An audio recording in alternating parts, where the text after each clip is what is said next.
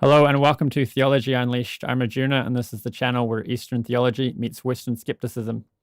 Today we've got a debate between Matt Dillahunty and Michael Egnor, and I've got Nathan of Digital Gnosis who will be moderating, so I'll pass it over to Nathan. Hi everyone. So today's debate, the topic is, does God exist? The format's going to be 15-minute opening statements with Michael going first as he's taking the affirmative and then Matt taking the negative next. Then there'll be a substantial time for open discussion, and at the end there'll be about 20 minutes for questions. So if you've got questions in the chat, get them in and Arjuna will take note for the end. So Michael, do you want to just briefly introduce yourself for the audience? Yes, sure. My name is Mike Egnor. I'm a neurosurgeon in Stony Brook, New York. I am a Christian. I'm a Catholic. I converted to Catholicism about 20 years ago. I was originally, for most of my life, at least an agnostic and probably an atheist. I came to believe in God and to believe in Christ for a whole bunch of reasons. I was raised in a Protestant environment, although my family wasn't particularly religious. I got dragged to church occasionally. And by the time I reached college, I was really at least functionally atheist. I never disliked Christians. I always thought they were nice people, but I just thought that what they believed was nonsense. I thought it was all just a fairy tale. I majored in biochemistry in college. I loved science. I went on to medical school, became a neurosurgeon. I still love science. I still think science is fascinating. And I believed that in order to be a Christian, and specifically, or to believe in God in general, I had to leave my brain at the door, basically. That if I went to church, I couldn't really be a thinking person. I came to feel very differently about that over time for a whole bunch of reasons. I had a Damascus Road experience related to the illness of one of my children, but I also investigated the questions about God's existence in considerable detail. I read a lot of Thomistic philosophy. I read and watched a lot of debates between Christians and atheists, and I must say that repeatedly, I was amazed at how little atheists had to say about the question of God's existence. I was shocked, actually, that the atheist arguments were as weak as they were, and that the arguments for God's existence were remarkably strong. So that certainly helped me. A lot of belief in God, because it's a personal relationship, goes beyond simple reason. In the same way that your love for your spouse goes beyond simple reason. You don't just reason it out, you feel it. But there are very, very strong reasons to affirm that God exists. And there's been a lot written about that. My own view is that there are 10 reasons that are very solid, that are really irrefutable. The first 5 would be Aquinas' 5 ways. The 6th way. My apologies to interrupt. Sorry, Michael. I'm not sure if we start. I was anticipating that you were just going to introduce yourself. Oh yeah, sure. Okay, fine. And not give the arguments yet. No I don't know if get into that. That's a very good point. So anyway, so I do believe there are very strong reasons to affirm that God exists. That has been very important to my faith, because I believe that a genuine faith needs to have a rational component to it, so that's where I stand. Awesome, thanks for that. And then Matt, if you want to briefly just introduce yourself to the audience. Sure. Thanks for having me. My name is Matt Dillahunty. I'm been hosting the Atheist Experience for the last 16 years, but I didn't start off anywhere near there. I was raised primarily a Southern Baptist. I did go to Pentecostal churches on a couple of occasions, but we were pretty much Southern Baptist. And my mom's side of the family was Catholic, but Catholics were Mary worshiping, saint worshiping, evolution accepting, drinking people, and so that was verboten for us. And yet, curiously, I always had a lot more fun and had more pleasant times around my Catholic relatives. And at some point, that kind of changed. I wonder, actually, being a former Baptist and with Dr. Egnor being a current Catholic, if that's going to cause more conflicts in thoughts than whether or not I'm an atheist. But I walked down the aisle at the age of 5 at a revival, accepted Jesus into my heart. My parents have later told me that they were concerned. Maybe this could this actually happen to a 5-year-old? And so they spoke to the pastor and everything else. But I grew up active in the church, and there was just an assumption or a declaration in some cases that I was going to grow up to be a preacher. My mom had told me that without telling me that. I won't go into the whole story, but eventually I said, I don't want to do that. And when I graduated high school, I ran off and joined the Navy and served for 8.5 years, and did not find my way out, but didn't really care that much about my religious belief, and got out and began working in the tech industry. And around 2000, 2001, I lost my job and everything fell apart. And I sincerely thought it was God punishing me. And I figured, okay, God had called you to be a preacher, and you said no. And so now he's taking it out on you. And so I spent a lot of time in serious prayer and study and talking with family members who were ministers and missionaries and others as well, mainly because I had a roommate who was an atheist, and I didn't want to get to heaven and have God say, why is this guy who you love like a brother burning in hell? You didn't do what you were supposed to do. And so I set out to try to find the way to convince an atheist. And I don't even disagree with Dr. Egnor in the sense that the arguments against the existence of God are generally weak. But that's because if you haven't established that you've remotely met your burden of proof in claiming there is a God, you don't really have to do much other than to say, I don't think you made your case. I didn't have a Damascus Road experience, but also, unlike what some people would say, I never got mad at God. I never got angry at God. There wasn't a, how dare you take this away from me or anything else. It was, and maybe I'm weird, purely an intellectual exercise. There was emotion involved as well at different times, but I just came to realize that I didn't have a good reason for my belief. And as I began looking into it more and more, I couldn't find anybody who did. I understood why people believed, and I understood why they looked at reasons that were good and thought they were good, but I kept finding fault with them. And eventually it led to me hosting the Atheist Experience TV show and doing lectures and debates, and here we are today. Awesome. Thanks for that, Matt. So just to remind the audience, the topic is, does God exist? With Michael taking the affirmative. So he's going to have the first 15 minutes to discuss why he thinks God does exist. So whenever you're ready, Michael, if you want to go, and then the timer will start then. Sure. There are, broadly speaking, two different kinds of theology. There's natural theology and there's revealed theology. Revealed theology is the use of scripture and personal experiences or relationships to God. And that's a separate question, a separate topic. Natural theology is the use of evidence from nature that points to God's existence. And I think that's the topic that I want to stress today. As I said, I think there are 10 pretty good proofs of God's existence. Pretty good, meaning I think they're irrefutable. The first 5 are Aquinas' 5 ways. His first way is the observation that change exists in nature, and that it is the nature of change that there are possibilities that become actualized, that things can possibly happen, and then sometimes they do actually happen. There tend to be chains of causes of actualizations of possibilities.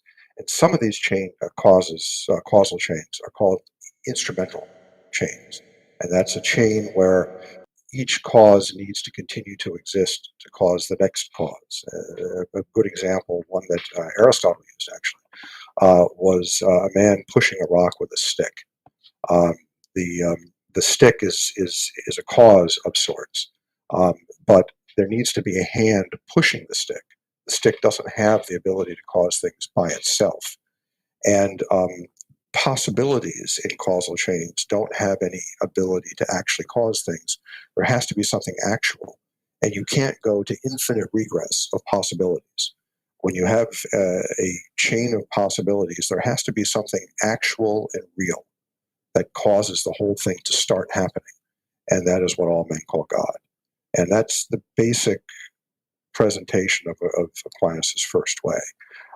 And it's a very detailed argument. It's a very powerful argument. It basically is the argument that for something to happen in nature, there's got to be something at the beginning of it that is outside of nature, that has the ability to transcend nature and to get things moving. The second way has to do with causation as opposed to change itself, something beginning to exist. The third way is the argument that in order for anything to exist contingently meaning to exist in a way that it might not exist, but does exist. For example, I might not exist, I might die, or I might never have been born. For anything to exist contingently, there must be one thing that necessarily exists. Everything can't be contingent. Everything can't be depending on everything else, because then you get this circular reasoning. So there must be a necessary existence for anything contingent to exist. The fourth way is the concept that we recognize degrees of perfection in reality. And these degrees of perfection point to an ultimate perfection, because you can't really talk about degrees of perfection unless there's an extreme to which those degrees point, and that degree of perfection is God. The fifth way is the teleological proof, and it's the argument that inanimate things in nature follow patterns in behavior. Rocks, when you drop them, fall down, they don't fall up. Electrons go around protons, they don't just shoot off into space for no reason. Nature is full of natural laws that have consistency, but the things that obey these laws don't have minds. They're not capable of knowing what they're supposed to do. A rock doesn't know it's supposed to go down when you let it go instead of going up. And the fact that inanimate things don't know what to do, but they do it anyway, implies that there is a mind guiding things. This is sort of kind of an intelligent design argument, that nature shows this elegant example of design and purpose. The sixth proof is sometimes called the Thomistic proof, and it differs from the first five. And the sixth proof is the notion that the essence of something is what something is, and the fact that something exists are two separate things. I can describe something without it actually existing, or I can point to the fact that it actually exists. And there needs to be something outside of the system that connects possibilities with actualities of existence. There needs to be something that is essentially existence itself, and that is what all men call God. The seventh way is sometimes called the Neoplatonic proof. And the Neoplatonic proof is the proof that there needs to be a singular, infinitely powerful cause of the organization of objects in the world. That is, objects bear relations to one another. They bear geometrical relations, they bear causal relations.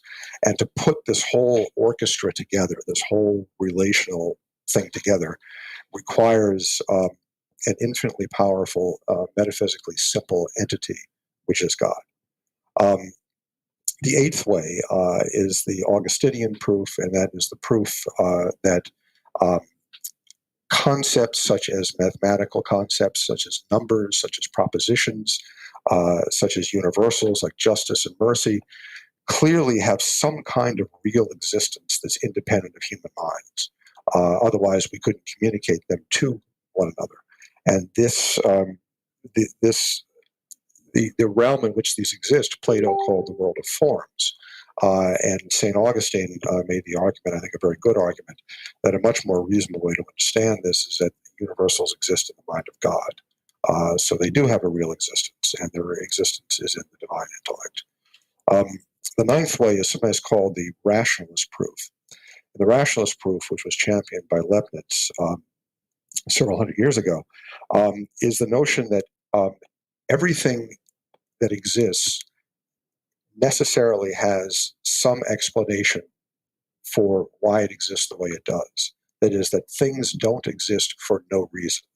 That doesn't mean that we can know the reasons. That the reasons may be obscure, we can't figure them out, but that it doesn't make any sense to say that something exists and there is no reason for it.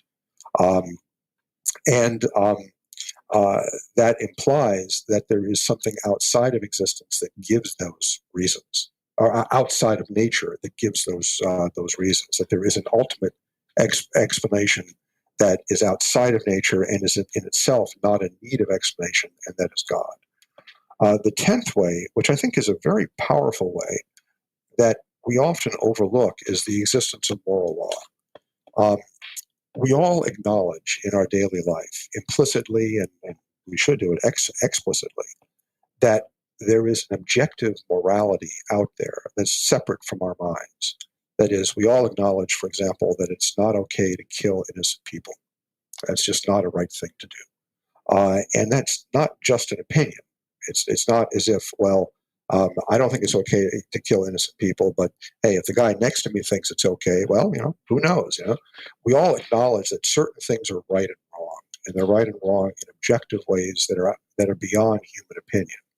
And of course, if there is a moral law that that manifests objective right and wrong, then that moral law has to exist in a mind outside of men, which means God's mind.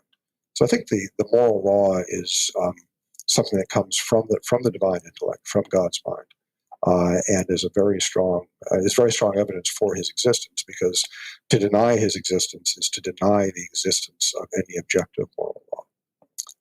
So that's basically a sum of my arguments for God's existence.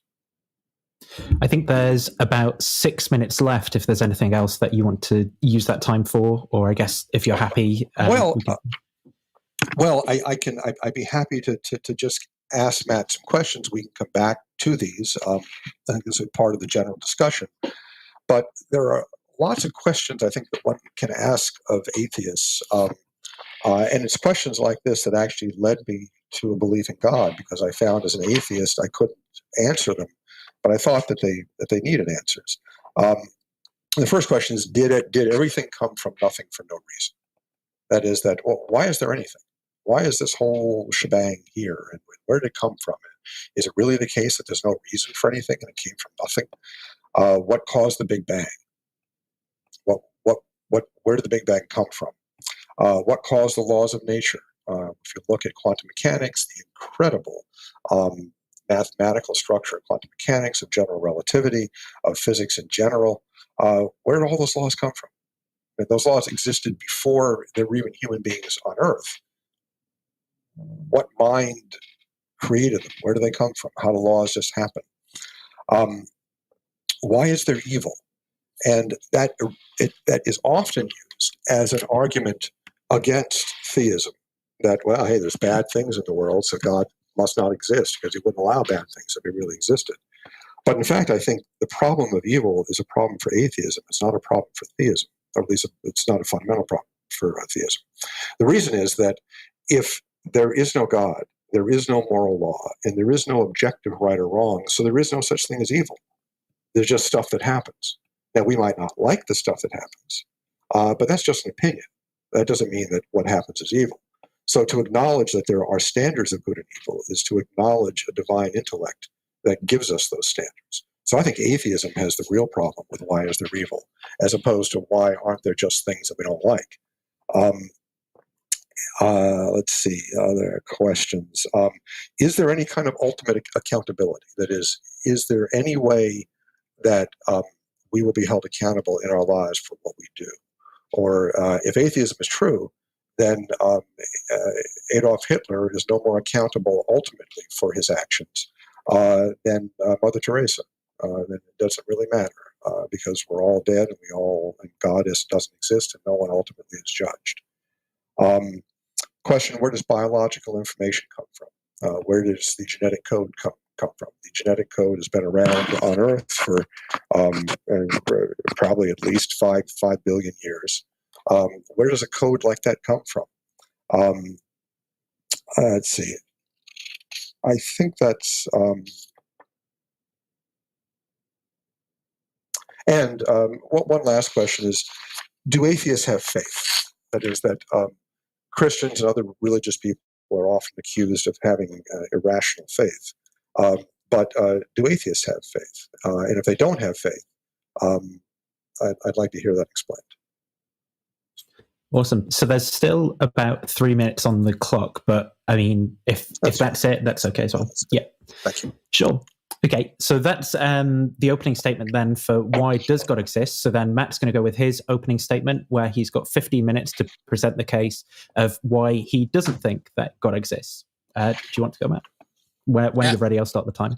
Yeah, you can start it now. Thank you. I hope that I'll be as efficient. Never in the entire history of doing debates has someone come in and in 15 minutes presented 10 different arguments and 6 questions, all in a 13-minute opening statement. I wonder, we'll get there. By the way, I look forward to answering all of those questions to the best that I can, which will surprise some people. So, is there a God? Normally, I point out in these debates that I'm not here to defend a no, because the burden of proof is on those who say there is a yes. It's not up to atheists to prove that a God doesn't exist. There are plenty of those debates out there. So today, I'm just going to say, no, there's not a God. In the same way that there aren't leprechauns or fairies, it's true that I cannot talk about the ontology of God, which is essentially, given the wording of this debate, does God exist? We're asking a question about, is God's nature consistent with existence? Does God exist? It's not about, do I believe? It's not about, do I have good reason to believe? But I can't actually address the ontology of God because there's not a God in front of me to assess. There's not even been a God defined for me to begin to assess.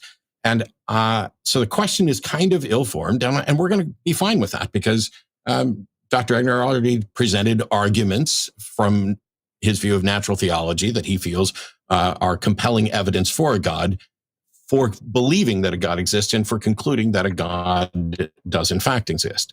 But we can't conclusively disprove an unfalsifiable proposition. And that is what most God definitions, at least as far as I can tell, are.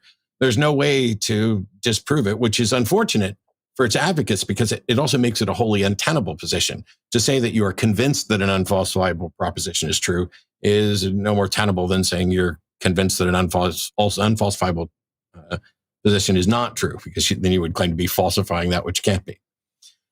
There's a number of different fallacies. Somebody came into my Twitch channel the other day and asked me to give kind of a quick rundown of the difference between the argument from ignorance, the argument from personal incredulity, and God of the gaps. And it's curious that those 3 were selected, and they're ones that a number of people struggle over with.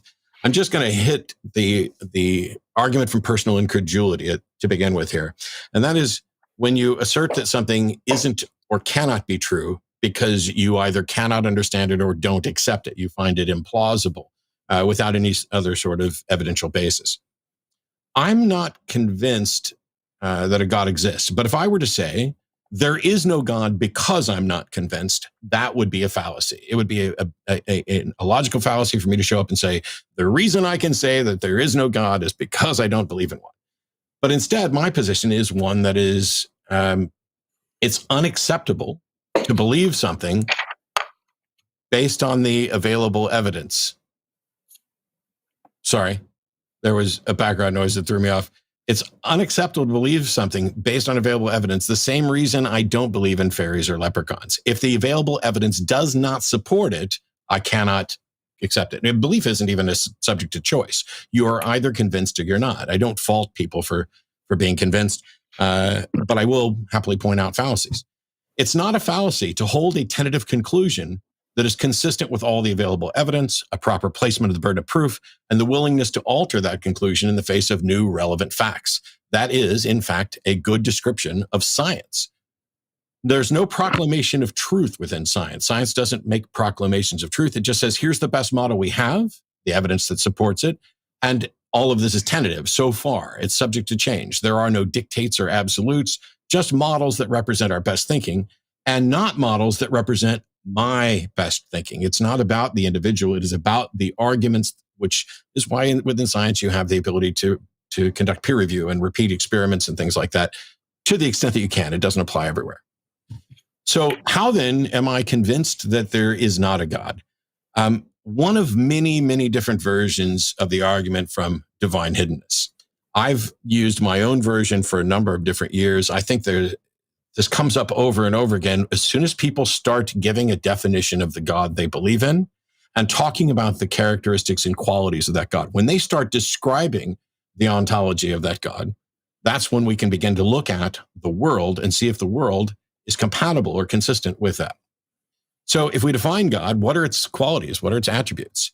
Well, since I'm dealing with someone who's a Catholic, I think we can begin with at least the qualities generally associated with the God of classical theism, that we're talking about some sort of being that is an agent, that is timeless, materialless, or spaceless, all-knowing, all-powerful, all-benevolent, or whatever excessive degree of knowing, power, and benevolence there is within there. The problem is that I don't know how we could demonstrate any of those. If someone came up to you and said, I know everything, the only thing you would ever be able to demonstrate is that they know more than you. They're able to teach you things. They're able to show you things that you didn't know beforehand. And so they are more knowledgeable than you. But how could you ever show that they know everything, or that they know everything that is knowable, which is an even more complicated problem? Because if I say, I know everything, well, that means I know how many atoms are in that pencil over there. But if I say I know everything is knowable, I still know that, but there might be things that I don't know. But how do we determine which things are knowable and which things aren't?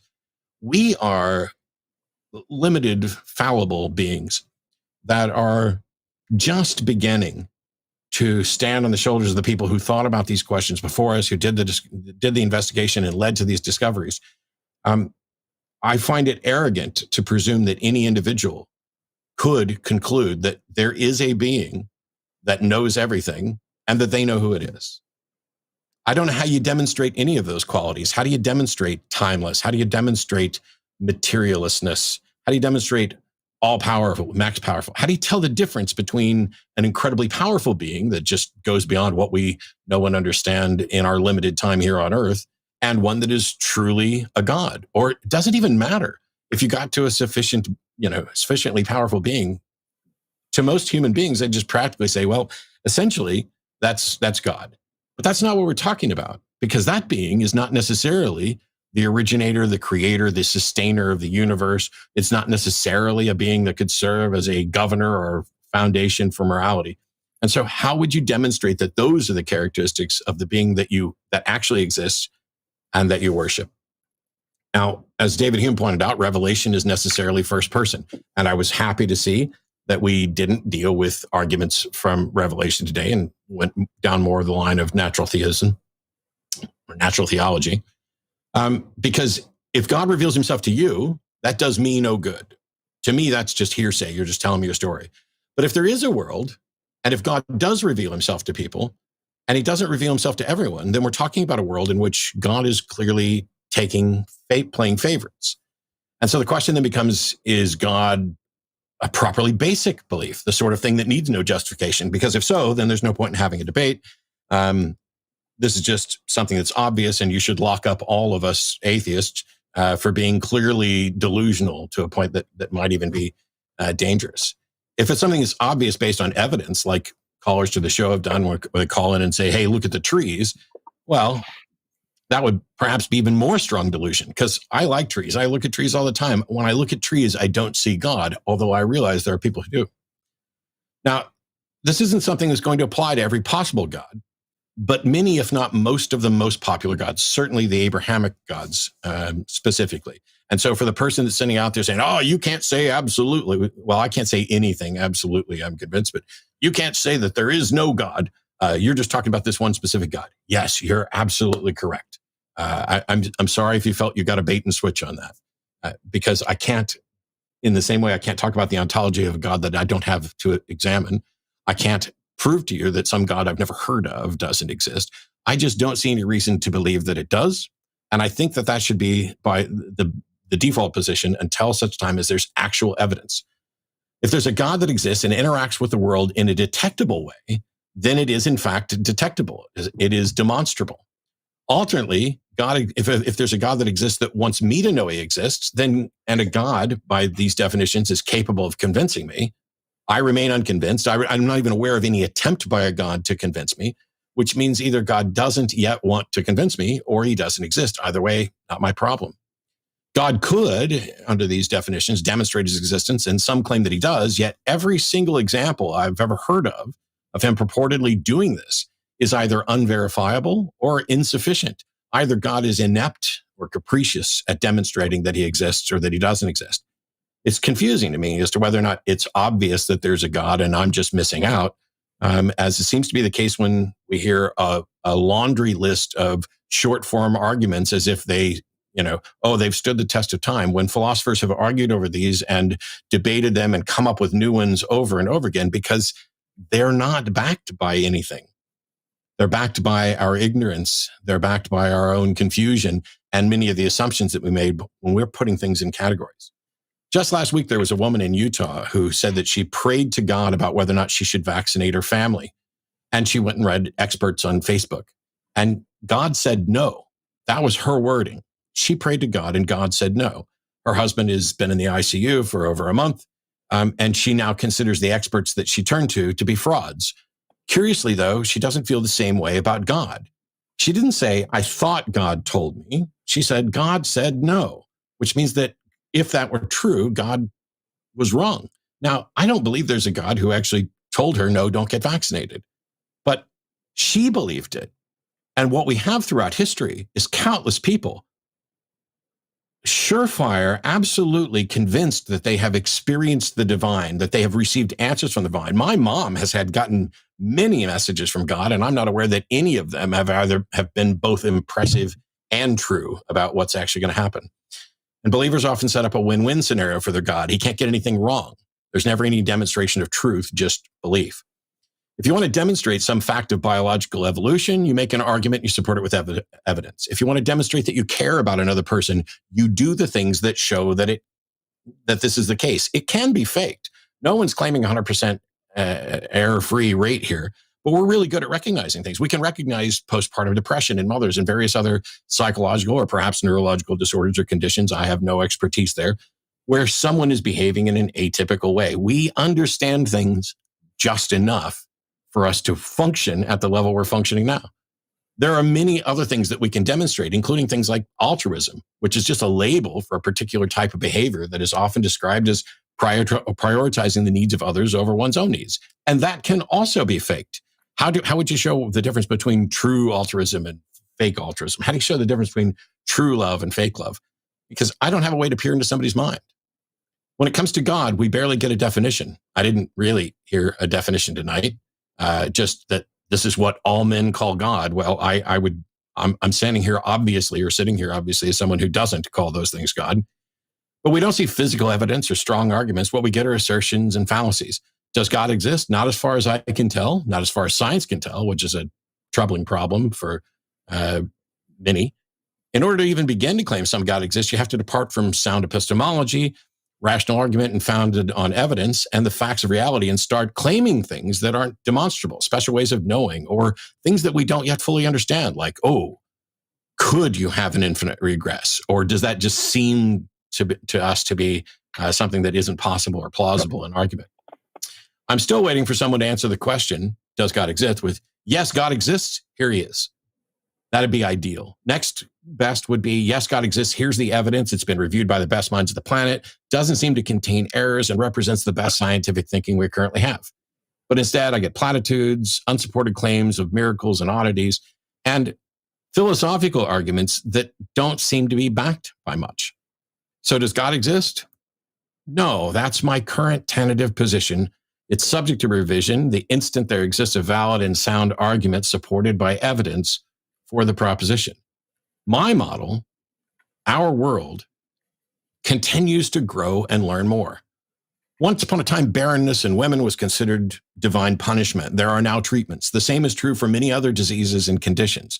My friend Frank Zindler wrote a poem based on Jesus Loves the Little Children called Jesus Loves the Little Zygotes. I'll not read all of it here, but it points out a lot of the maladies that gods have purportedly afflicted children with, heart defects, measles, mumps, ringworm necks, etc. But through the diligence of scientific inquiry and medicine, the final verse says Jesus gives the children acne, AIDS and leprosy galore, germs and worms of every kind, things to make the children blind, but he cannot give them smallpox anymore. Now, scientists and unbelievers have wiped smallpox from the planet, essentially. If there is a God, I'd like to know. I'd love to know. I may not worship or revere that God, but there's no reason for a God to remain hiding from me. There's no reason for God not to make it obvious. I have lots of questions about how it is that we can have a group of people who are convinced that the existence of God is almost a basic, obvious fact, and another group of people saying, I don't see that. And we never seem to get any better evidence. The fallacious arguments from personal incredulity alongside the God of the gaps. If there is a God, why not show up and correct all of my mistakes here tonight, all of Dr. Egnor's mistakes, and thousands of others throughout the years of rational skeptical objections to this? Just to interrupt there, Matt, I'm not sure if you're done, but that's your time just hit. Cool. Awesome. So thanks for that. And so we've heard both the cases then for and against the proposition that's at debate tonight. So we're going to go into some open discussion between the two of our guests. I wonder if the way that you guys want to start this is by going through those questions that Michael had for you, Matt, at the start, or if you think that something else would be a more productive way to start it. It's up to you guys, really. Well, if it's okay, Matt mentioned a number of points in his summary, and I think that would be a bad place to start, is to start talking about some of the things that Matt mentioned. I'll just let you decide wherever you want to start. I'm sure we'll wander around all over the place. Okay. Well, first of all, you mentioned that you don't defend the existence of leprechauns and fairies. Of course, I don't either. The arguments for God's existence are of entirely different natures. So Christians don't believe that leprechauns and fairies exist either. The burden of proof is on all of us. That is that the reality is that the vast majority of people in human history, including the vast majority of the best minds, the best philosophers, the best scientists, have been theists. So the argument that atheists don't have anything to prove is nonsense. The nature is full of evidence, massive evidence, for a mind, for intellect behind it, and for atheists to say, "Oh, I don't have to prove that's not real," is nonsense. We all have a burden of proof in this, and you can't just kind of run out on it. You have to prove your case. I have to prove mine. And my case is that you haven't proved your case. What is my case? What is Aquinas' first way? You are defending... Matt. What is Aquinas' first way? Tell me it. What is Aquinas' first way? Yeah. That's essentially a first mover. It's an argument from change. What is the argument? I don't have it written in front of me. I'm not going to necessarily remember it specifically. You summarized it earlier. Then how is it? No. Then how is it that you claim that that case is not made when you don't even know what the argument is? No. Okay. I first of all, I think it's wow. All right. I've spent most of my life studying this stuff and dealing with it. The fact that I'm not going to be able, when you rattle off 10 arguments in your opening and in a span of 10 minutes, it's not like you gave much substance, and you certainly didn't give any definition, and you did not provide any actual evidence. For you to then suggest that I'm somehow failing because I can't regurgitate after giving my opening an argument from Aquinas that others have dealt with, when what we're talking about at this particular point is the burden of proof. Now, which one of the arguments that I gave you do you understand? Which arguments? Let's just assume. Are you going to let me answer? Are you going to? If you ask me a question and I start to answer, it's a question of 1 through 10. If you ask me a question and I start to, am I going to get to answer your question? Let's assume that I don't understand any of them. All right. So then why do you think they're wrong? Well, I've evaluated each of them at different times and found them wanting. When someone claims... to understand them, but you forgot them. Yes. We'll go ahead and go with that. Okay. I don't know why. See, the whole point of tonight's debate is to demonstrate that a God exists. And all I did was point out about where a burden of proof is. And you immediately start to suggest that I don't understand what I'm talking about, which may be fine and it may be fair, but it doesn't do anything to prove your God. If you think that you proved your God by rattling off short intro to philosophy versions of arguments that have long been debated, you don't understand the robustness of this. Matt, I'll be happy to give you these arguments in detail. What I want to establish before that is that your arguments are not based on any actual knowledge. You don't know the arguments for God's existence. So your claim, which of my arguments do you reject? The argument from divine hiddenness is the only one I presented. The argument from divine hiddenness isn't based on an understanding of any of your arguments. So please tell me where my argument is. Your argument is that God's existence has not been proven. Correct. You don't understand the arguments for God's existence. No, sir. Hasn't been proven. Okay. Tell me Aquinas' second way. What's the second way? The argument from causation. And it has to do with causal chains, but there's a problem with causal chains because you cannot demonstrate that causal chains extend beyond. We can't explore the universe prior to the Planck time. And so the fact that there are causal chains within the universe don't mean that there are causal chains out of the universe that operate in the same way. As a matter of fact, if you start talking about something that exists outside of time, you've already made an error because existence is necessarily temporal. It doesn't mean anything to say that something exists for no period of time. That has nothing to do with Aquinas' second way or his first way or anything. Well, I didn't show up to debate Aquinas, and he's not here to defend it. So either you can tell me, you can either debate it and tell me I'm wrong, or you can just assert that I'm wrong, which is what you've done from the beginning. You've made nothing but assertions. Here's a whole bunch of arguments. I'm going to assert that these arguments make the case, and I'm going to do no work. That's what you did from the start. The argument that I'm making is actually fairly simple, and colloquially, it can be said, I'm arguing that you're blowing smoke. I'm not the one blowing smoke. I'm arguing that you don't understand the arguments for God's existence, yet you have rejected them, which is the same sort of ignorance that you accuse Christians of. No, sir. As I pointed out in my opening, I gave my reason for not believing. And my reason for not believing was not, I studied these 10 arguments and found them wanting and left them alone. As a matter of fact, I specifically pointed out that the argument from personal incredulity fallacy would prevent me from doing that, which is why I gave the argument that I gave. So you're now accusing me of the very thing that I absolutely did not do and defended against from the outset. Have you ever studied the arguments for God's existence, the 10 that I told you, which are classic arguments that have been around for thousands of years? Have you ever studied them? Yes. And so you forgot them? Is that the point? No. Each one of these we can go through and have a discussion about, but you didn't really present them. You presented the cliff notes. I'm going to dump out a whole bunch of stuff. You didn't provide anything of substance. You just rattled off what they were. Matt, pick one, and I would be happy to discuss it with you. But this is some gotcha stuff. I didn't present them for a reason. Okay, it wasn't accidental that I didn't present them in detail. I didn't present them in detail because I wanted to hear what you knew about them. I'm hearing that very, very clearly. As I've said, I'm happy to discuss them, but my ignorance or misunderstanding is irrelevant to whether or not a God exists, and that's the subject of the debate. Well, your ignorance isn't irrelevant to the debate. It is. It is ignorant. It's quite relevant to the debate. You are denying God's existence, and you have not engaged the arguments for his existence, which seems to me to be an argument from your ignorance. Which is what I find with, I don't know a single new atheist who knows any of these arguments. Okay. All you guys blow smoke constantly. I'm sorry that you're upset at all of us, but here's the facts.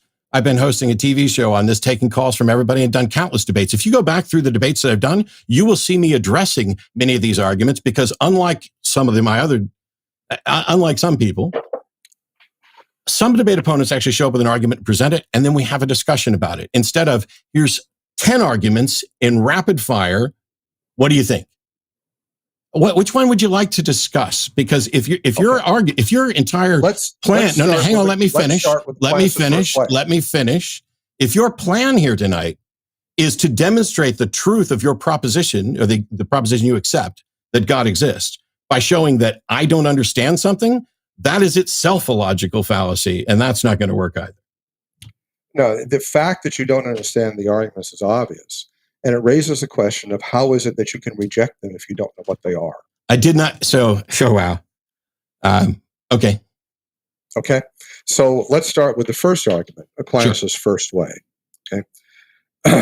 Aquinas, and this actually comes from Aristotle, observed that change happens in nature. Yes. which we all agree. Change happens. I agree that we can describe what's happening in nature as change. Yeah, that doesn't mean that. Sure. The Aristotelian understanding of change is that there is a state called potency, which is that things can have the possibility of changing, but not the actuality. And then there's a state of actuality. And Aristotle's word for that was intellect. But no, keep going. No, it had nothing to do with intellect. No, I didn't say intellect. I said entelechy. E-N-T-E-L-E-C-H-Y. Well, even that wasn't it. That is about something coming into its potential of being. But go ahead. Well, yeah, so although entelechy referred more to teleology, that there was an inherent teleology of things.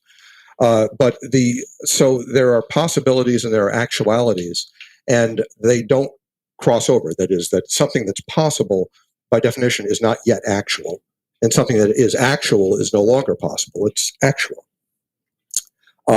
Causal chains in nature involve sequences of possible states of being that become actual states of being, and there's a chain that goes down. And that's what causes. That's how causes happen. I thought we were starting with the first one, and now you've switched into causation, which is the second. It's a very good point, because they do overlap. That is, that the first way focuses on change. One could argue, as many have, that at least the first three of Thomas Aquinas' first ways are all kind of, and actually more to some extent, are summarized in cosmological arguments in general. Precisely. That's the category. Right, exactly. And all the cosmological arguments depend on the impossibility of infinite regress in an instrumental series of causes in nature. Instrumental causes are a series of causes where the causes have to continuously exist for the whole process to happen. Again, the example that Aristotle used was pushing a rock with a stick.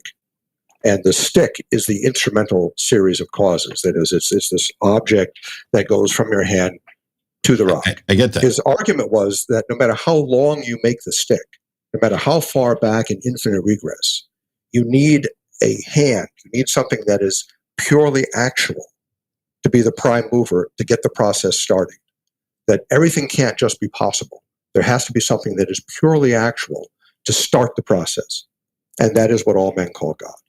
Except that that's not what all men call God. I know that Aristotle says that. I know that's part of that. Aristotle clearly, sorry, my bad.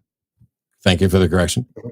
This notion that this is what everybody calls God doesn't mean that is in fact God. And it doesn't mean that this understanding, the summary that we're doing. Well, one of the things I'm reminded of is Carl Sagan famously in his notes, when viewing a claim about an infinite regress and this assertion that we can't have an infinite regress, because if we did, we would never be able to stop asking. And then his response was, well, why stop asking? Now, I realize I'm not saying that isn't a counter to Aquinas' argument at all. But right, it's not. But this notion that you must have an infinite causal chain and there must be a first cause is basically an argument from analogy. We are going to look at the universe and how things operate, and here's the causal chain, or here is the action change, or the mover change, and not change.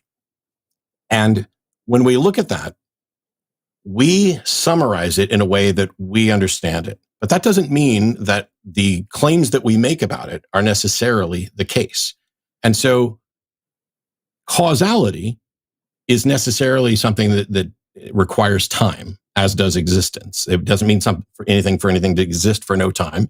And it doesn't mean for something to say that there's causality absent time, because this is one thing following another. It's necessarily temporal. And so even under a model like Aquinas's, or under other models where they suggest that there is a God that exists outside of space and time, there is no explanation for how and why, or what that even means, or how it can be a meaningful thing. It's like asking what happened before the Big Bang. That may be a nonsensical question if, based on the models that we have, time begins with the Big Bang.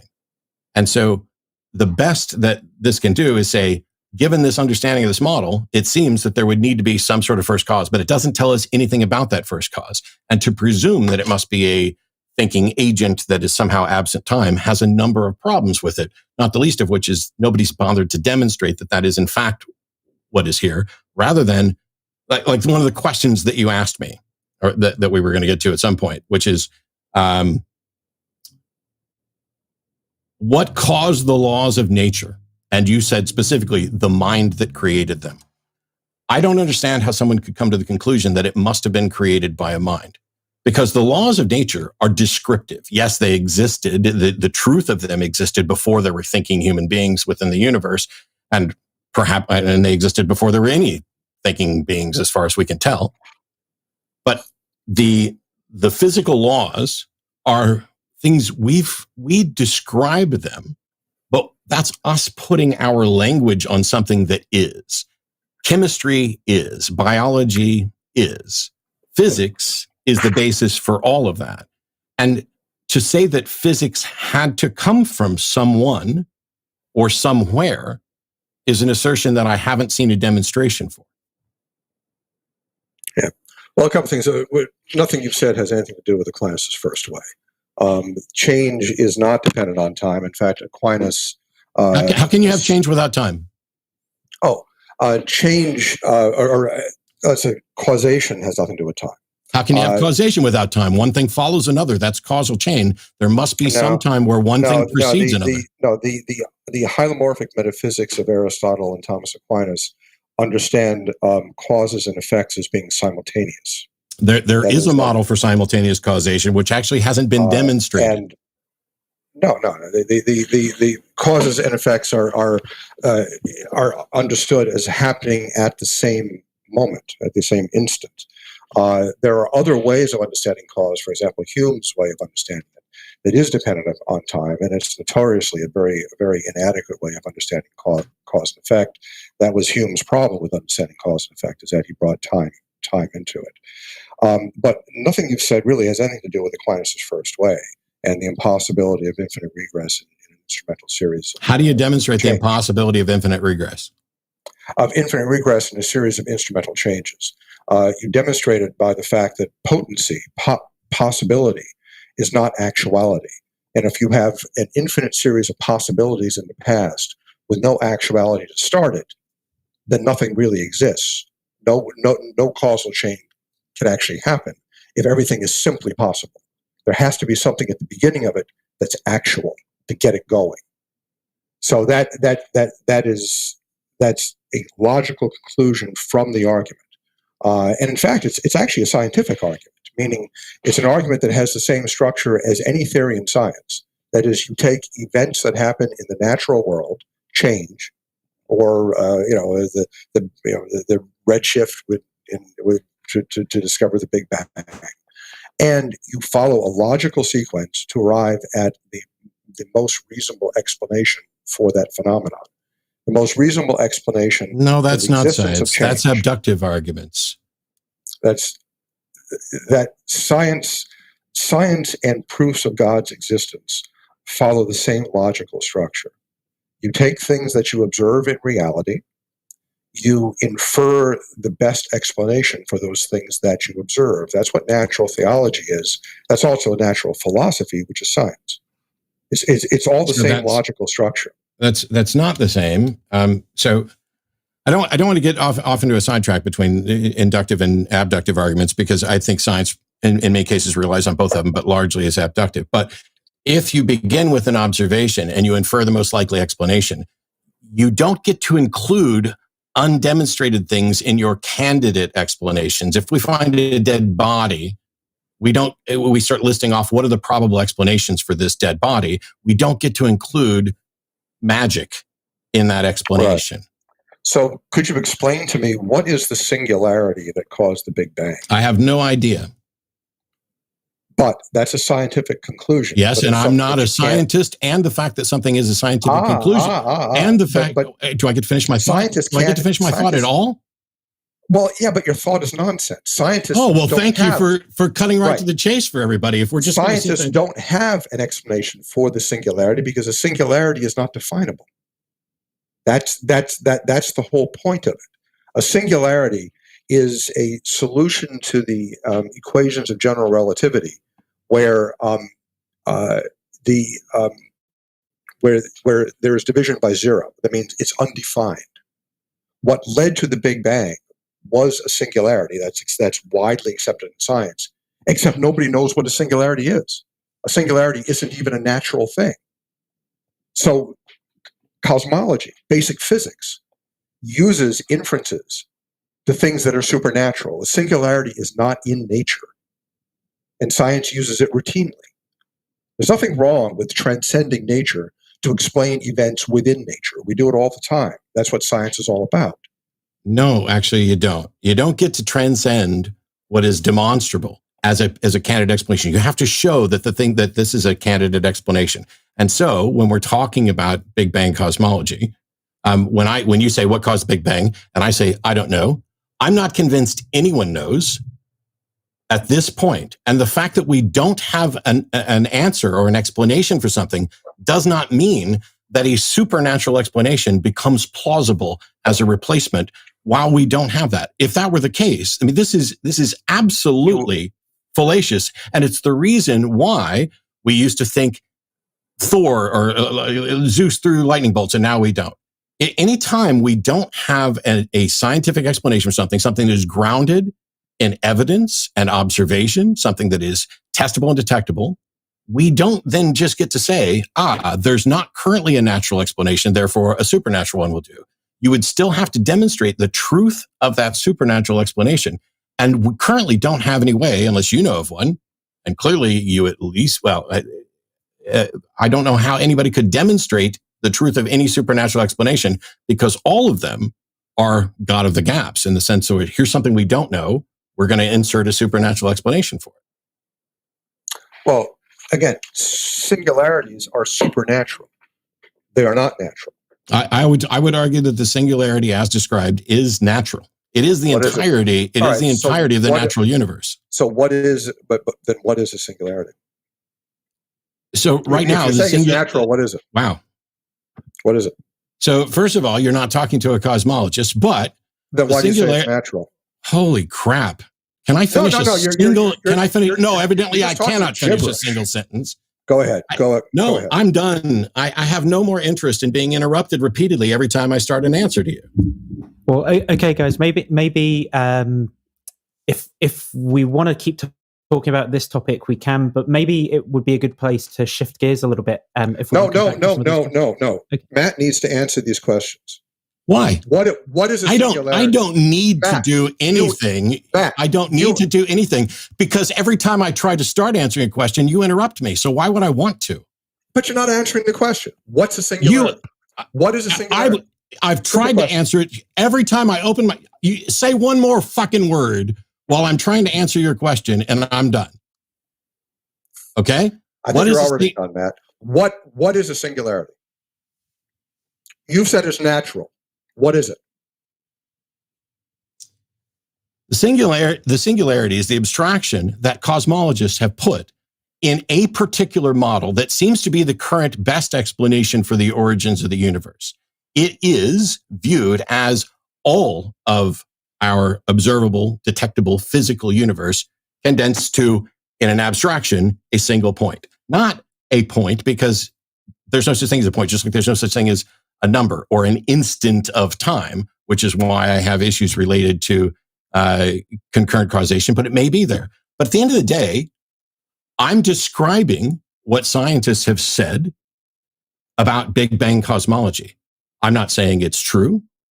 I'm not here to give a lecture on Big Bang cosmology. The issue was, does a God exist? And for me, nothing about the singularity within Big Bang cosmology is necessarily a nail in the coffin either way, because there are theists who think that a God exists and accept Big Bang cosmology. And similarly, there are atheists who don't accept that a God exists and don't accept Big Bang cosmology. I have physicist friends who are working on alternate cosmologies. And so there needs to be a little bit of humility here in saying there are things that we don't understand. And just because we don't understand them doesn't mean we're justified in taking an analogy and sticking a God in. Yeah. You've made the argument that the argument for God's existence is unscientific because it invokes the supernatural, things outside of nature. That's the preface of your argument. And I've just pointed out to you that singularities are outside of nature. And that's a very scientific argument. There's nothing unscientific to supernatural causation. If the causation if the effect of the causation is within the natural, that's what arguments for God's existence use. You see natural effects, and you can infer a supernatural cause, which is done all the time in cosmology. Singularity is a solution to that blows up. It's a pole. It goes to infinity, and it's undefined in general relativity. It's not natural. There is no definition. It's not a natural, we would say. So science can easily point to the existence of extranatural or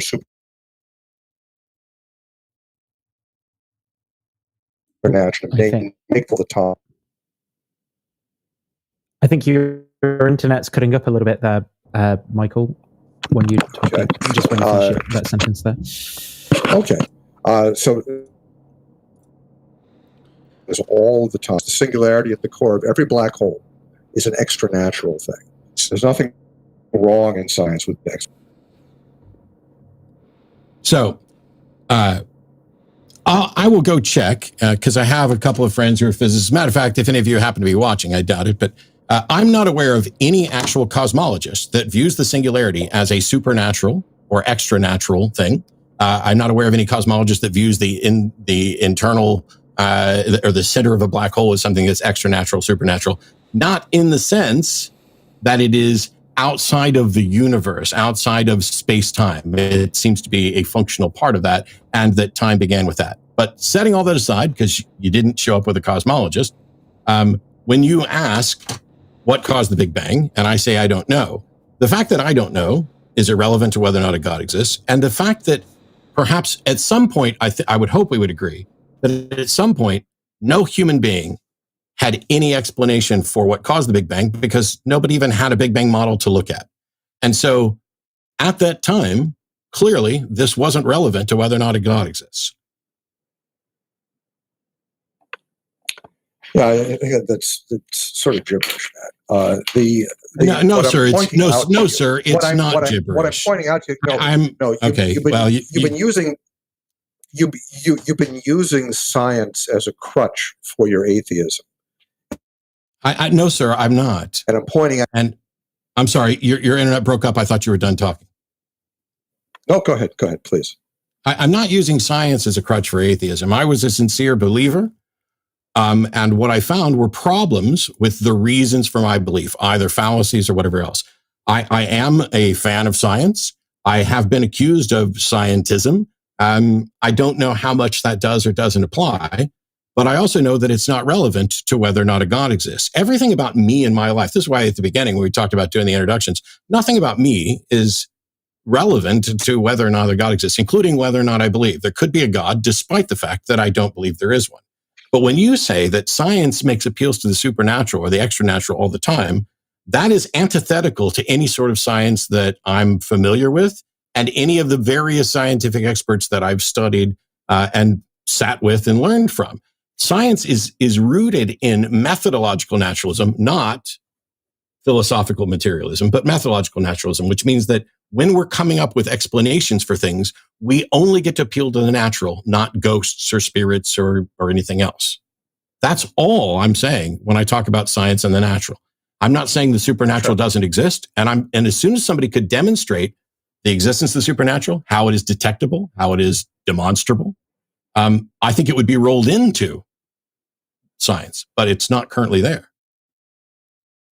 What supernatural thing do you think science appeals to all the time and is justified? So it looks like Michael began talking but is frozen. Yeah, and dropped out of the call now. Oh, there we go. He's back. Okay, I'm back. All right. Maybe it would help if you turn your video off for a second. It might help with if I make it so you guys can't see him, it'll reduce the internet load on him too. So okay. Don't mind if you can't see. Well, I'm sorry. What? So should I turn the video off? No, I'm turning it. It's reducing the load on your computer by me making it so you guys can't see. Okay. But okay. Good. We can try that, and you can leave your video on. Okay. Well, black holes are excellent examples of things that are routinely studied in science that have an extranatural origin, in the sense that at the core of every black hole is a singularity. And a singularity is an undefined term in the equations of general relativity, and therefore is not a natural thing. It's undefined. So black holes are an obvious example. Frankly, the whole mathematical structure of modern physics is supernatural.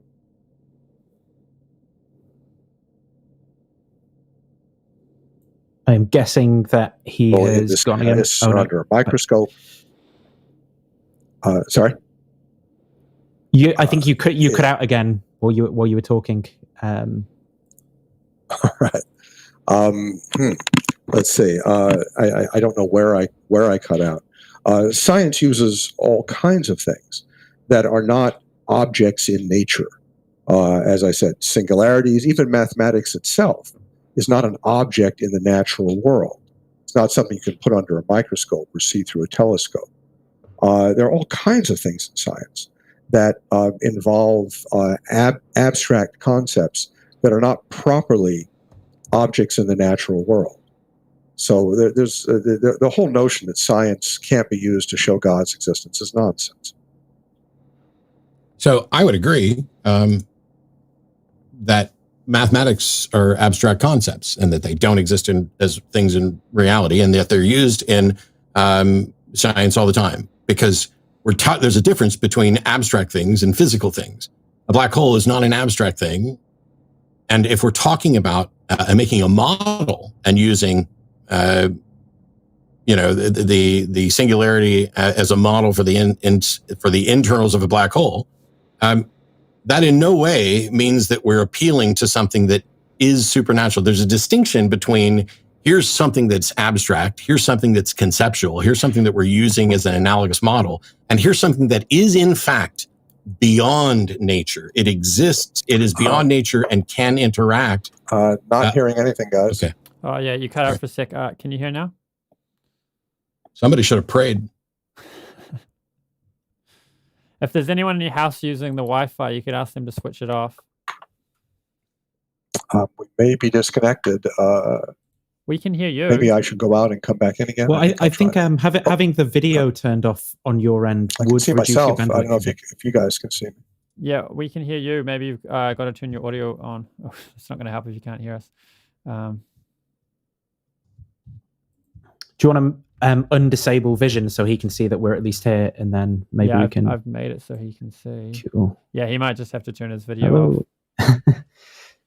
I think he's not got his audio set right. Oh, he's dropped out and come back again. Yeah, I did actually pray, Matt, and that's why. So hopefully it's going to work. We'll see. No, I'm trying to. All right. I just want to get him back because I'd like to get to the point where instead of going on and on about singularities, we can discuss this. But okay, I'm back. Can you guys hear me? Yeah. Yeah, I hear you. Okay. Good. If you start cutting out again, it might be an idea to just try turning the video off, because that takes quite a lot of your bandwidth from the internet. Okay. But right. we can try keeping on as we are. Sure, no problem. Sure. So I don't know who was talking or what was being said. So I'll turn it over to you, since that's going to happen either way. All right.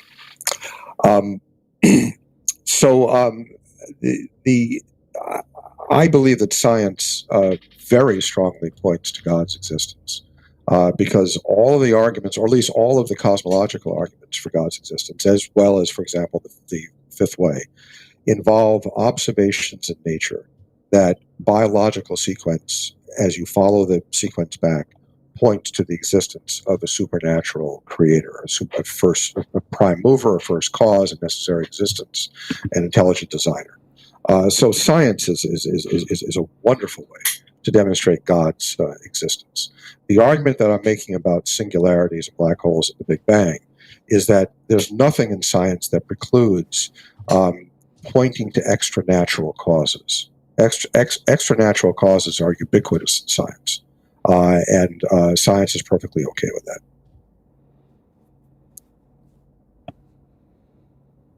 Okay. So you're saying science isn't constrained by methodological naturalism? Science can make appeals to this? Not. And Yeah, science of can...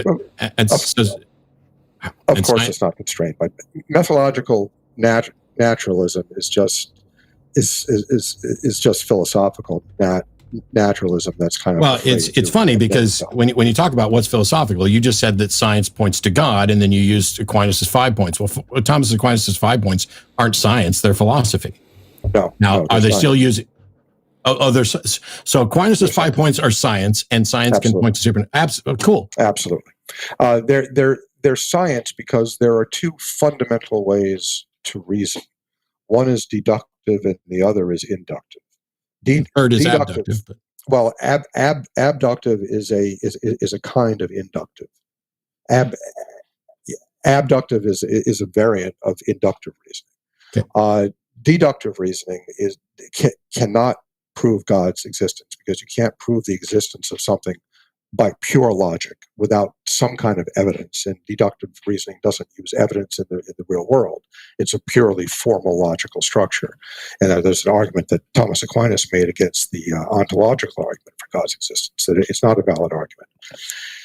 Inductive arguments are where you take things in nature, you look at experience, you organize them, you follow a logical sequence, and you make an inference to best explanation. That is what science does. That is what all of Aquinas' 5 ways are, is inductive arguments. It's the same kind of argument. Aquinas said there's change in nature. Darwinists say that there is evolution in organisms. Physicists say that there's a redshift. And everybody argues by logic to the inference to best explanation. The Thomistic arguments are that the inference to best explanation is the existence of God, or the existence of a supernatural or extranatural agent. So it's a scientific argument, and so it's science. It's an inductive argument, just like every other scientific theory. Well, could we at least agree that not every inductive argument is science? Well, it depends on how you define science. I mean, and we're clearly defining it differently. But I was just trying to get to the one point that if you say that all scientific arguments are inductive, I would probably be on board. But if you said that all inductive arguments are science, I'm definitely not on board. Well, again, if you... And that's just a logical fallacy. Well, if you define science as the study of the organized patterns in the natural world, that's what inductive arguments are. No. It's taking things in nature. Inductive arguments are not the study. The study isn't the argument. If you define science as inductive arguments, then yes, you're right. Well, science uses inductive arguments. I agree, but is it possible for me to make an inductive argument that isn't science? Oh, no, try. Try. I'm not going to bother. Okay. All right. So, if you think that inductive arguments aren't science, show me an example. That's not what I said. I didn't. Never mind. Okay, well, maybe there's a little bit of an impasse in the conversation at this point. Do you want to try quickly, if there's a bit of time before we go into the question and answer, answering those questions that Michael put to you in the introduction, Matt, if you remember them, or if Michael wants to repeat them? I've got them written down. Oh, yeah, sure. Good. So we kind of went through, did everything come from nothing for no reason? Well, most of these I'm going to say I don't know, and I don't know that anybody else knows. I know that a lot of people assert that they know. But no, I don't think everything came from nothing for no reason.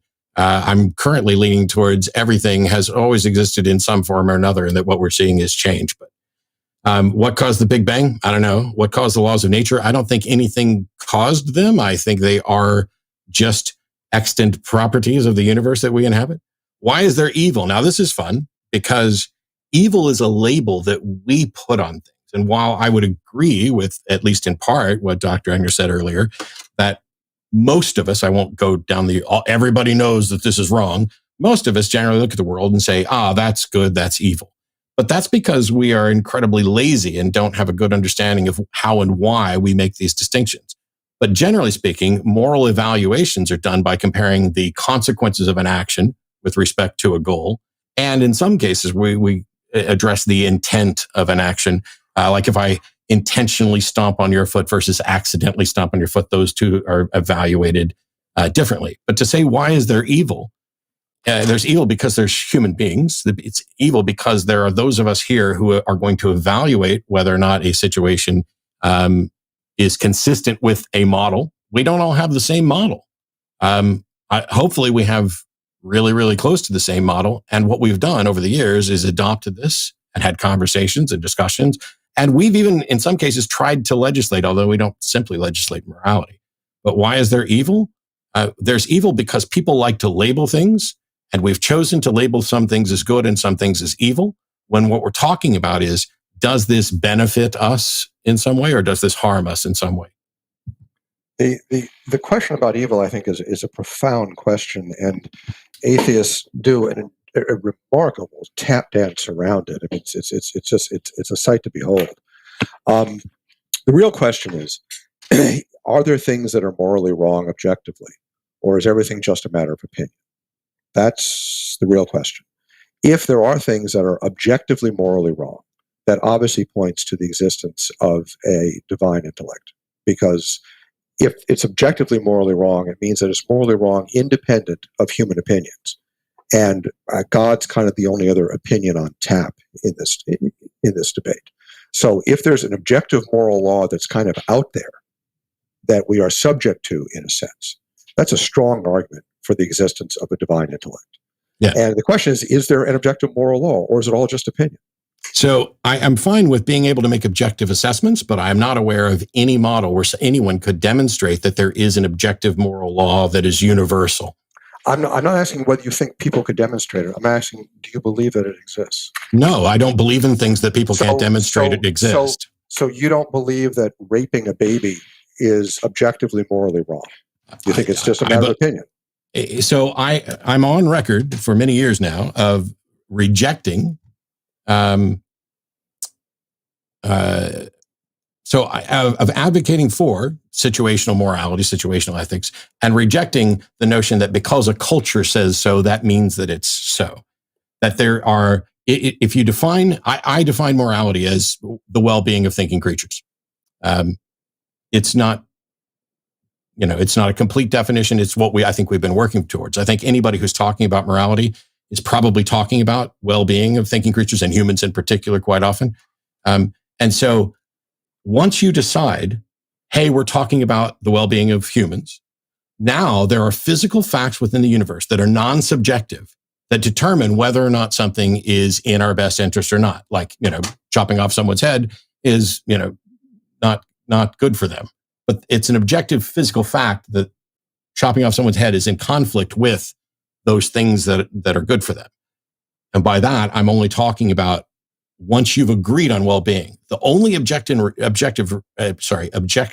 remaining is someone could say, there's no reason why anybody has to care about well-being.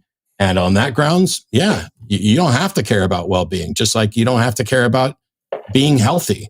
But health isn't particularly well-defined either, like physical health. We're learning more and more about it, but it's not like there's some objective true standard of health. And instead, there are a model of we would like to be healthier, and we learn facts about the universe, and so we get healthier. Yeah. I had pointed out earlier that raising the question of objective morality stimulates atheists to do an incredible tap dance. And that long string of gibberish that you just gave is a beautiful example of it. I'm just asking you, Matt, I'm asking you a simple question.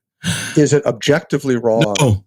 Is it objectively wrong to rape a baby, or is it just a matter of opinion? It's objectively wrong if the foundation of your morality holds that it would be objectively assessed as wrong. No.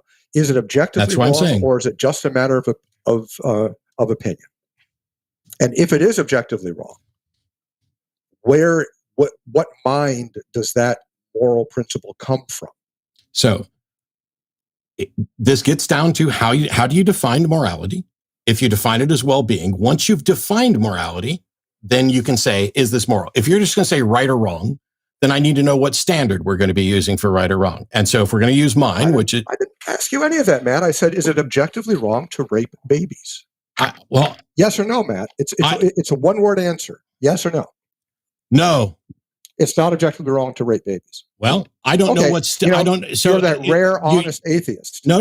I'm not a rare, honest atheist. I'm the guy that has given you an answer that you mentioned as gibberish, which other people have understood well enough. And that is, if we say we're going to ask, is this in our best interest or not? Then there can be an objective assessment made in the same way that, is it objectively bad to cut off someone's head? Well, generally speaking, yes, it's bad for them. And if we're just going to look at it as, hey, is it objectively bad to steal things? Yes. Is it objectively bad to rape? Yes. Provided we have agreed on a foundation. Otherwise, if my foundation is different from yours, then it doesn't matter what either of us say. Right. But you have a problem in the sense that the only thing you can do is claim there is some external objective, absolute standard that is God, and you can't point to a single thing that we can identify as what that is or why we should care about it. Right. The tap dance continues. No. That was not a tap dance. That was a counter to your position. All right. The existence of objective morality outside of human opinion. It doesn't exist. Obviously points, so it doesn't exist. It does not exist as a thing by itself. That doesn't mean you cannot make objective assessments with regard to a goal. If you're making them and it doesn't exist by itself, it's a subjective assessment. It's an objective assessment and objective. Well, all right. You can make an objective assessment of an action with respect to a goal. The rules yes, that's all I'm saying. That's okay. Not morality. You can say it's not morality all day long. I'm saying that my morality is based on well-being because that's something I can point to and something I can talk to people about, sure. And we can agree. What is your morality based on? My morality is based on God. How do you know what God's moral opinion is on anything? He's put it in me. He's put it in you. So how is that not subjective? Because first of all, it's written in my heart. I don't care if it's written in your heart. Because so you're sitting here saying God wrote it on your heart. Well, that's really cool for you. Doesn't help anybody else, and there's no way for you to demonstrate to anyone, including yourself, that God wrote it on your heart. He wrote it on your heart too, Matt. That's why you don't rape babies. No, sir, he did not, because you and I don't agree on morality. We largely agree because we're largely similar, but we don't agree on every aspect of morality. There's no evidence that a God wrote anything on my heart or has made any sort of declaration about morality. How can you demonstrate the truth of that? So if there were a world, we'll do a little thought question here. Okay. If there were a world where every one of the 7 billion people on the face of the earth believed that it was okay to rape babies, would that mean that it was in fact okay to rape babies? No. Okay, so where would the opinion that it is not okay to rape babies come from if every human being on the face of the earth thought it was okay? It's not an opinion. What you're talking about is moral relativism, which I am on record of rejecting for many, many, many, many, many years. Okay. So, but you're not getting my question. I'm not just so you're here all day long. Because you're right. I acknowledge I've answered this because I don't think anybody else either.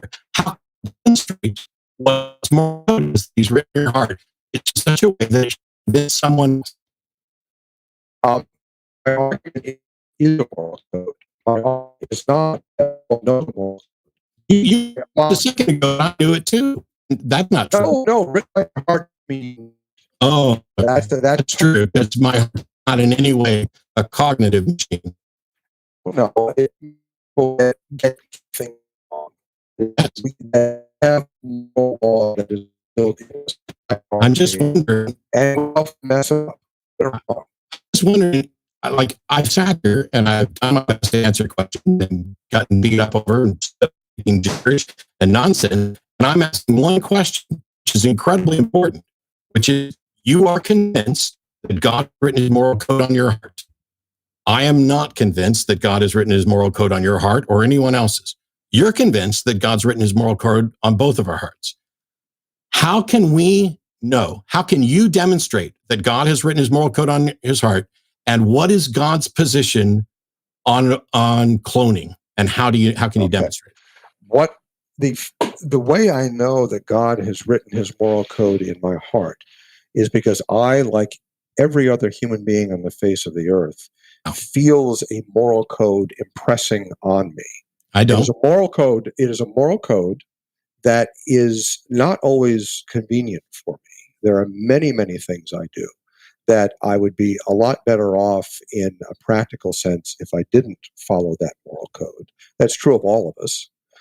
There are people, many people, who've given their lives, who've sacrificed their lives for a moral code.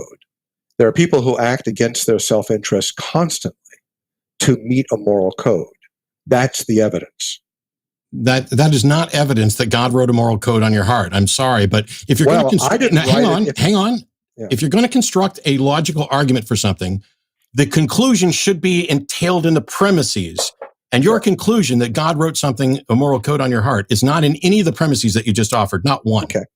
So if I sacrifice my life to save someone else, I jump in front of somebody to take a bullet for them, okay, because I want to protect that person. And I think that's the morally right thing to do. I can't think of a more obvious example of living your life and giving your life in service to an objective moral code that does you no good.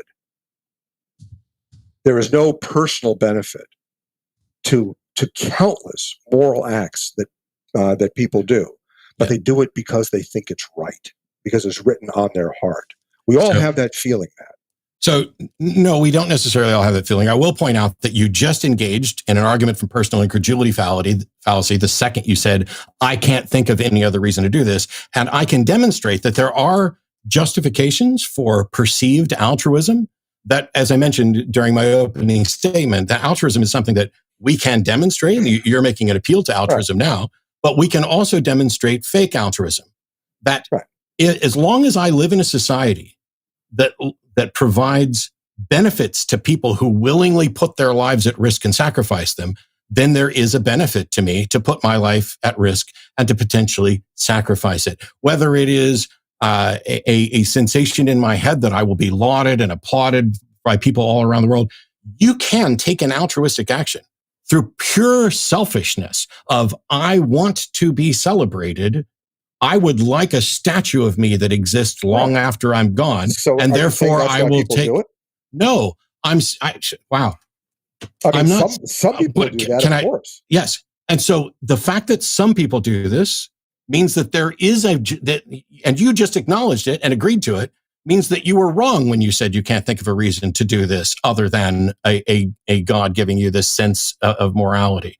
There are other reasons to do it. Now you have to show for any given situation that you view as altruistic, which one is it? Is it real altruism or fake altruism? And how can you tell? I mean, I think that some of it is real. I mean, if I do too. If you're saying that, sorry? I do too. Yeah. So why do people do it? If it's being real. So the only thing that's required for someone to take an altruistic step is for them to be convinced that it's the right thing to do. And you can be convinced that something's the right thing to do, irrespective of whether it is or whether it's objectively true. You can get somebody to commit atrocities once you can get them to believe absurdities. And as long as the only thing that's required for someone to act in a way that is consistent with a particular religious doctrine is for them to be convinced that the doctrine is real. It does not require that the doctrine is in fact real. And so you have to come up with a way to show the difference between someone who's acting in accordance with a doctrine they believe to be real versus someone who's acting in accordance with a doctrine that is real. I don't know how to do that. Right. But you've agreed with me that there are people who act out of respect for an objective moral law. No, I've agreed with you that there are people who that's act, not in personal interest. I agree with you. There are people who act that way because of their belief And whether or not it's whether they believe it's objective or not is irrelevant. Right. They can believe it's subjective and still do it. So you don't believe that it's objectively wrong, for example, to kill innocent people or rape babies? Hang on. We just went through a whole bunch of stuff. And when you got to a point where it was exposed that you were wrong about what you said, you went back to, I don't think it's objectively wrong to rape people and kill babies. That's not what we were just discussing. We were discussing altruism and whether or not there's a justification for it. But it's what we're discussing now, Matt. My question is it objectively wrong to do certain things? I've already answered this. Outside of opinions. I've already answered this, and I'm sorry that you don't understand it. I will try one more time. Yeah, try it again. When you declare what a foundation of morality is, once that's done, you can compare the consequences of various actions with respect to that foundation, with respect to that goal. And that comparison can be objective in the same way that while the rules of chess are ultimately arbitrary, they didn't have to be that way, we made up the game, it is objectively against the rules for you to move your pawn forward 4 spaces at the beginning of the game. Now, you can say, is it objectively wrong? Well, no, we could have house rules, but we're talking about these rules. So before you can make any sort of claim about whether or not something is objectively wrong, you have to have a set of rules that you're going to use to compare it to. In your case, you have what you think God wrote on your heart. In my case, go ahead. Right. What you're talking about is epistemology, and I'm talking about ontology. That is, you're saying, how can we know what the objective rules are? It's a very fair question. It's an important question. It's a question that ethicists and theologians have asked for thousands of years. My question has nothing to do with that. My question is, do moral laws exist objectively? No. Ontologically. I've already answered that 2 or 3 times. Moral laws do not exist as things unto themselves. Okay. Anywhere. There's been no demonstration of that. I don't even know what it would mean to say out here somewhere is an objective moral law, because it doesn't have any, so you could even say, what God. I do know what it means.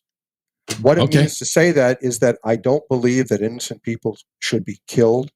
I don't believe that's not what it means. Should be raped. No, that's not what any of that means. I don't believe that Jews should be gassed. That's not what any of that means. That's not what any of that means. The fact that there isn't, the fact that you're convinced there's an objective moral code doesn't tell you what it is. The objective moral code could be the exact opposite of what you believe.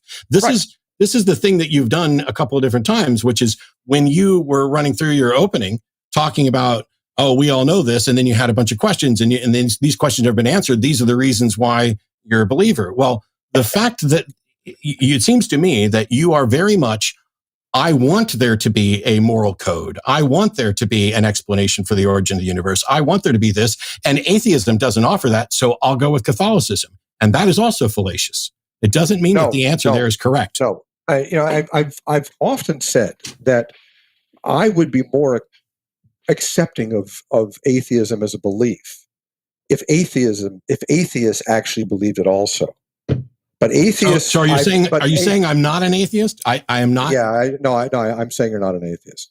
Okay. Because you don't live your life that way. Bullshit.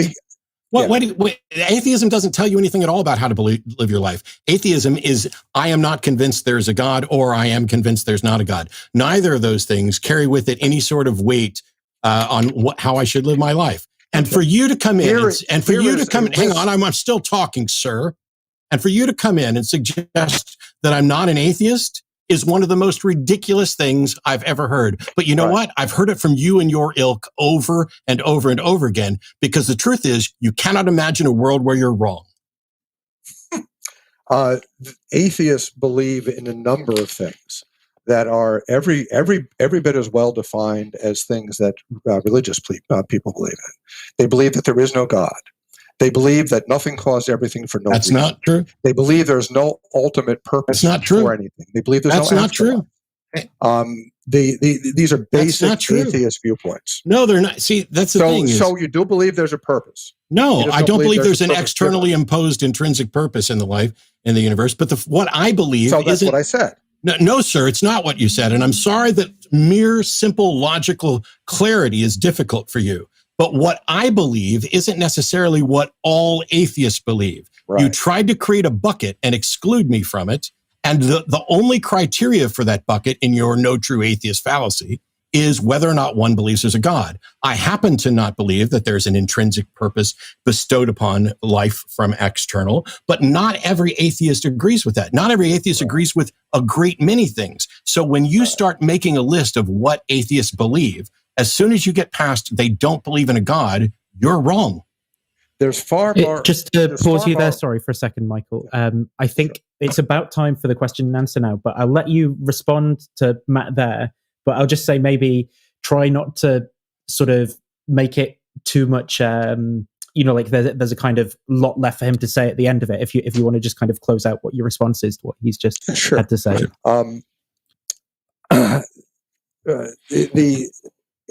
Matt clearly takes exception to the way I've been dealing with him. And I strongly get the sense, obviously, that Matt thinks that that's just unfair. It's morally wrong that I would interrupt him or that I'd be impolite and so on.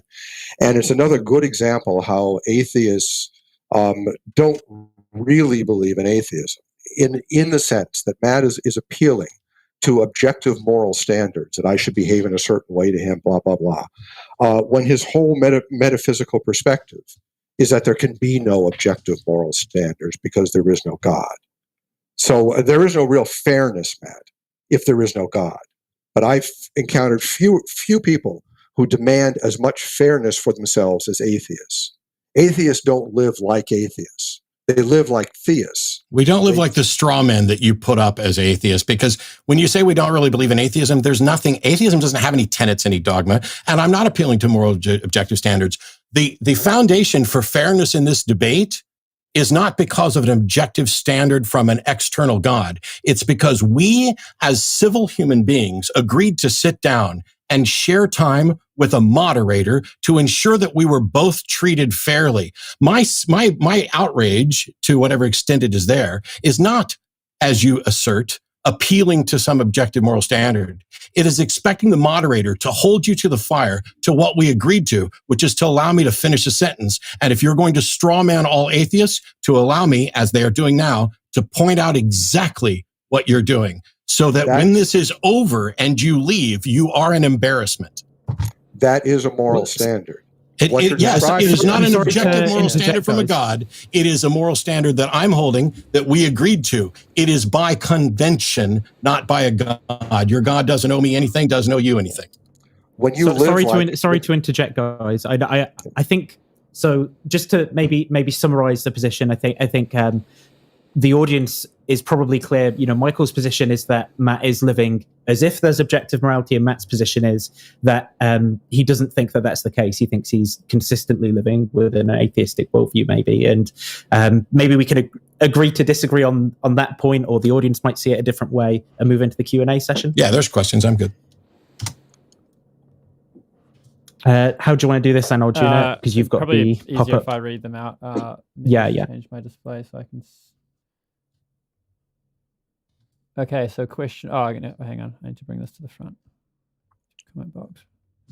All right, TP Seeker is asking from Michael.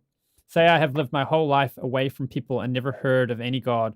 What is Mr. Egnor's best evidence of any God that would make me believe? The very fact that you exist calls for the existence of someone who created you, because you didn't create yourself. The other thing that points to God's existence is your sense of moral right and wrong in your life. The other thing that points to God's existence is the regularity of nature around you. The fact that there's consistency, patterns in inanimate behavior of objects points to a physical lawgiver. Another question. Why do you believe the universe always existed? I'm not sure who that's directed at. Maybe you can both. Maybe it's for Matt. As it stands right now, while we certainly have, if you go with Big Bang cosmology, which has an explanation for the expansion of the universe, we don't have anything prior to the Planck time. We can't say where did it come from, and it may not have come from anywhere. And so there is a null hypothesis that X is true until such time as it's been shown to be false type of thing. Whereas it is your baseline, the universe exists. If it came into existence, that would need to be demonstrated. And if it did not, that would need to be demonstrated. But the default position is that, that change has to be accounted for, and not that we can account for change by appealing to something that we can't prove. And so my view, I'm not that concerned. If a cosmologist came up and said, hey, you're wrong, the universe absolutely didn't exist, and here's how we can show that it didn't and how it came into existence and what this change was, cool. But until such time as we have an explanation, I'm fine with the notion that something cosmos, not our local presentation of the universe, which we know began, but something cosmos always existed. And if I'm wrong, okay, I'm wrong. I don't see that it makes any difference right now. And I think the arrogance of presuming that we have answers to all these questions when we clearly don't is one of the cornerstones of religious thinking. All right, question for Michael Egnor. You said justice and mercy are universal and so must exist, but absent a mind, justice and mercy don't apply. So couldn't justice and mercy just be human inventions? Yeah, that's a very, very good question. And it gets to the question of realism versus nominalism. The idea is, are abstract concepts just things in our minds, or is there something that actually exists outside of us that is the instantiation of those abstract concepts? The difficulty with nominalism, the difficulty with the idea that there's just something in our minds, is manifold. One of the obvious ones is that we couldn't talk about it with other people if there wasn't some kind of objective if it didn't have some objective reality. Because if I just have something in my mind and you just have something in your mind, we have to be able to communicate in the real world about what we're thinking of. So things like justice and mercy have to have some kind of actual existence somewhere in some form, or we couldn't even discuss them because my mind is private, your mind is private. There has to be a connection. And that really was one of Plato's arguments for the existence of a world of forms, was that there has to be some existence of these things independent of us. Maybe we should let Matt comment because we're getting a lot of questions for Michael. Oh, I don't have anything to add on that one. I might on the next one. So let's try and save time. All right, question for Michael. Do you think that morality could be summed up as similar to what an atheist would commonly claim it to be, being harm, health, right, wrong, difference being specifics Bible? To even talk about harm or health without talking about objective morality doesn't make a whole lot of sense. That is, for example, why is health good? Why do we want health? I mean, I don't think we understand how pervaded our lives are. I would say that it would be interesting to maybe make a list of the things that Mike has views on and I have views on, because I think there would be huge overlap. I don't want to hurt innocent people either. As a matter of fact, I'm less interested in hurting innocent people, and I'm more in favor of individual freedoms than some of my theistic friends. I think I get along pretty well with Catholics on freedoms and stuff, except for maybe, where it comes to condom use. But I think one of the big problems here is that assuming that because you can't imagine people who don't agree with you, that it's fair to then say everyone. We all feel this. We all do this. We don't. There are people, unfortunately, who do want to harm others. And there are people who, while they're not necessarily absolute monsters bent on destroying the whole world or slaughtering people left and right, desperately want to take advantage of other people and don't care about other people. And I would think that irrespective of any views about a God or religion, it would be in our best interest to work together to make sure we build a society to make sure that those people's impact on society is minimized, because somebody's got to do God's work while he's busy not existing.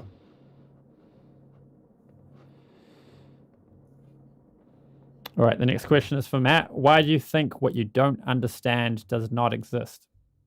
That's literally the opposite of what I stated in my opening. The fact that I don't understand something doesn't in any way point to whether or not it exists. But the fact, if I do not understand something, I cannot be convinced that it's true, because you have to comprehend something before you can say, yes, I assent and I acknowledge that this is true. And none of it is a choice. You become convinced, and you cannot become convinced if you don't have an understanding, unless you become convinced of a proposition by appealing to things that you understand that actually aren't arguments in favor of that, which is where we get to fallacies and emotional appeals. So does that mean it's not that you believe God doesn't exist, it's just that you're not convinced of his existence? Most of the time, that's exactly the position that I put forward and defend. I did it a little bit different today because I've done that a lot. I am not convinced that a God exists because I have not become convinced. I am, in fact, convinced that a God doesn't exist for the divine hiddenness argument that I presented, which, by the way, went without rebuttal. I mean, I'd be happy to discuss it if you could repeat it. I must say I didn't quite get your point. Then I wouldn't expect you to accept it. Well, I didn't get your point, so if you could repeat it, maybe I'll get it this time. I'm not going back through my opening. We're in question period. This is almost over. You can rewind and watch it then. Time left. Yeah, that's fine. Question for both. If indeed God is indirectly or even directly responsible for evil/harm, that if nothing else, he allowed man to mess up, best guess as to why from your perspective? So why does God allow evil? It's easy for me. He didn't, but go ahead. Right. Yeah. Well, the question of evil is a profound question. The Thomistic understanding of evil is that it's an absence of good. That it's not a thing that exists independently in itself. It's a deficit of goodness, and God's creation necessarily falls short of goodness because if he created something perfectly good, he would just be creating himself. So all of creation necessarily has some evil in it because it's not perfect. It's not God. I believe that God allows evil to accomplish good through it. The good can be difficult to see, but of course we have a very, very small horizon that we're able to see. But I believe that evil is allowed in part to allow free human agency, to allow us to act in the image of God in the sense of being active agents with free will. And I believe that God allows natural evil as a way of challenging us, as a way of giving us burdens to bear, which builds character. It's a tough thing. I'm not saying I like it, but I think that is a reasonable explanation for the existence of evil, along with God's existence. For Michael Egnor, on my previous question, couldn't I simply communicate what I meant by justice and mercy to you, and then you would know what I would mean by justice and mercy? I'm not sure I understand that question. Well, again,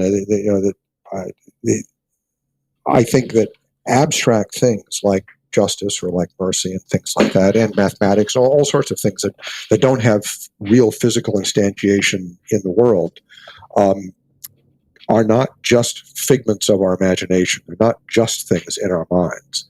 Because if they were, we couldn't talk about them with other people because other people don't have access to our minds. There is some reality to them independently of us, and of course that's the Augustinian argument for the existence of God. That is, that those universal concepts exist in God's mind, and that's where they are. All right, next question is a super chat. Mike, you said that simultaneous change can occur outside of time, but that doesn't make sense because simultaneous refers to a single point in time. That's a very good point. It's an excellent point.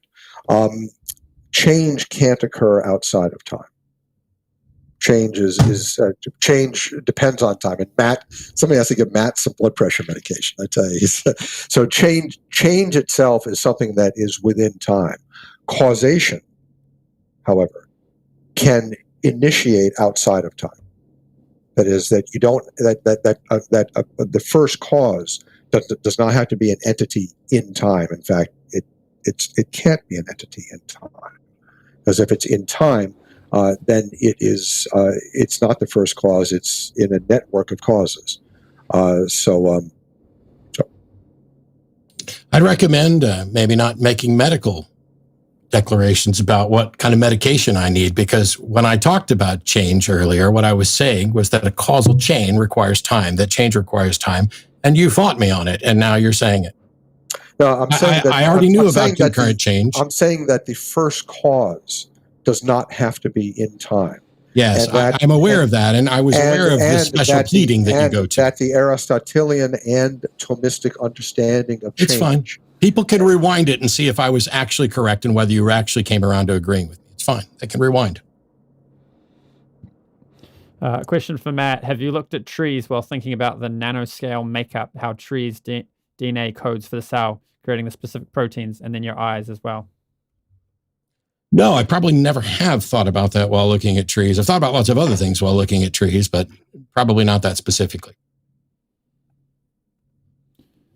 For Matt, what is your favorite theistic argument?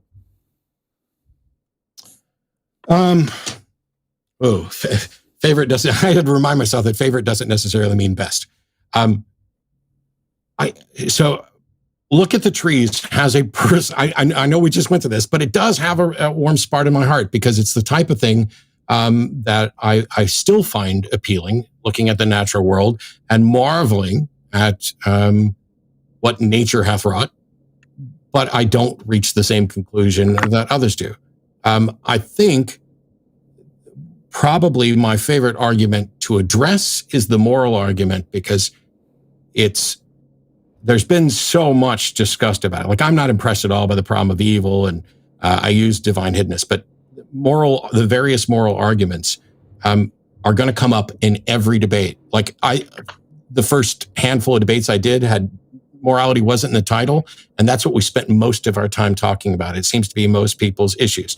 And it's really frustrating for people to hear someone say, objective morality does not exist as a thing, as something out there on its own.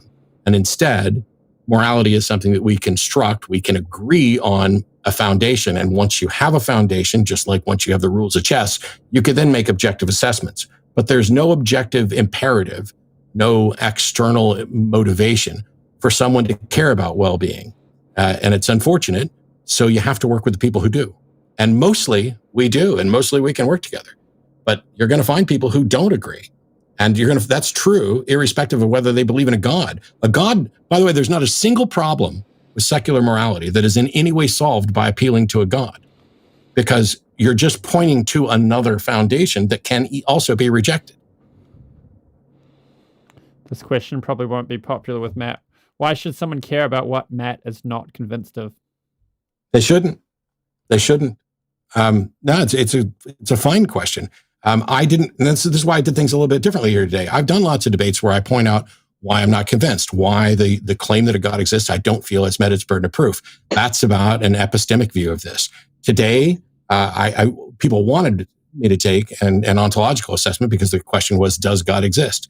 And there's no reason. I said this before we even began this when we were talking about doing introductions. I'm not relevant. I'm not significant. I'm just a person telling you what I think. If you don't care what I think, that's fine. But if you dismiss the position that I have just because you don't care that I happen to hold it, that would be a mistake on your part. Just as it would be a mistake for me to, I'm not going to dismiss anything Dr. Egnor said about any of these arguments from Aquinas just because he said it. I mean, I don't even have anything against him. I mean, we just did a debate and things get riled up. We can go out and have a coffee. Well, I don't drink coffee, but we can go out and do whatever at some point. That's not what this is.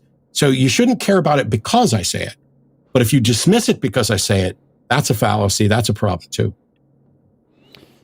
Question for Michael. How do you balance justice with mercy? Can God be truly just and show mercy? Wow. That's a very, very, very profound question. And the Christian answer to that is that Christ's atonement on the cross accomplished both justice and mercy.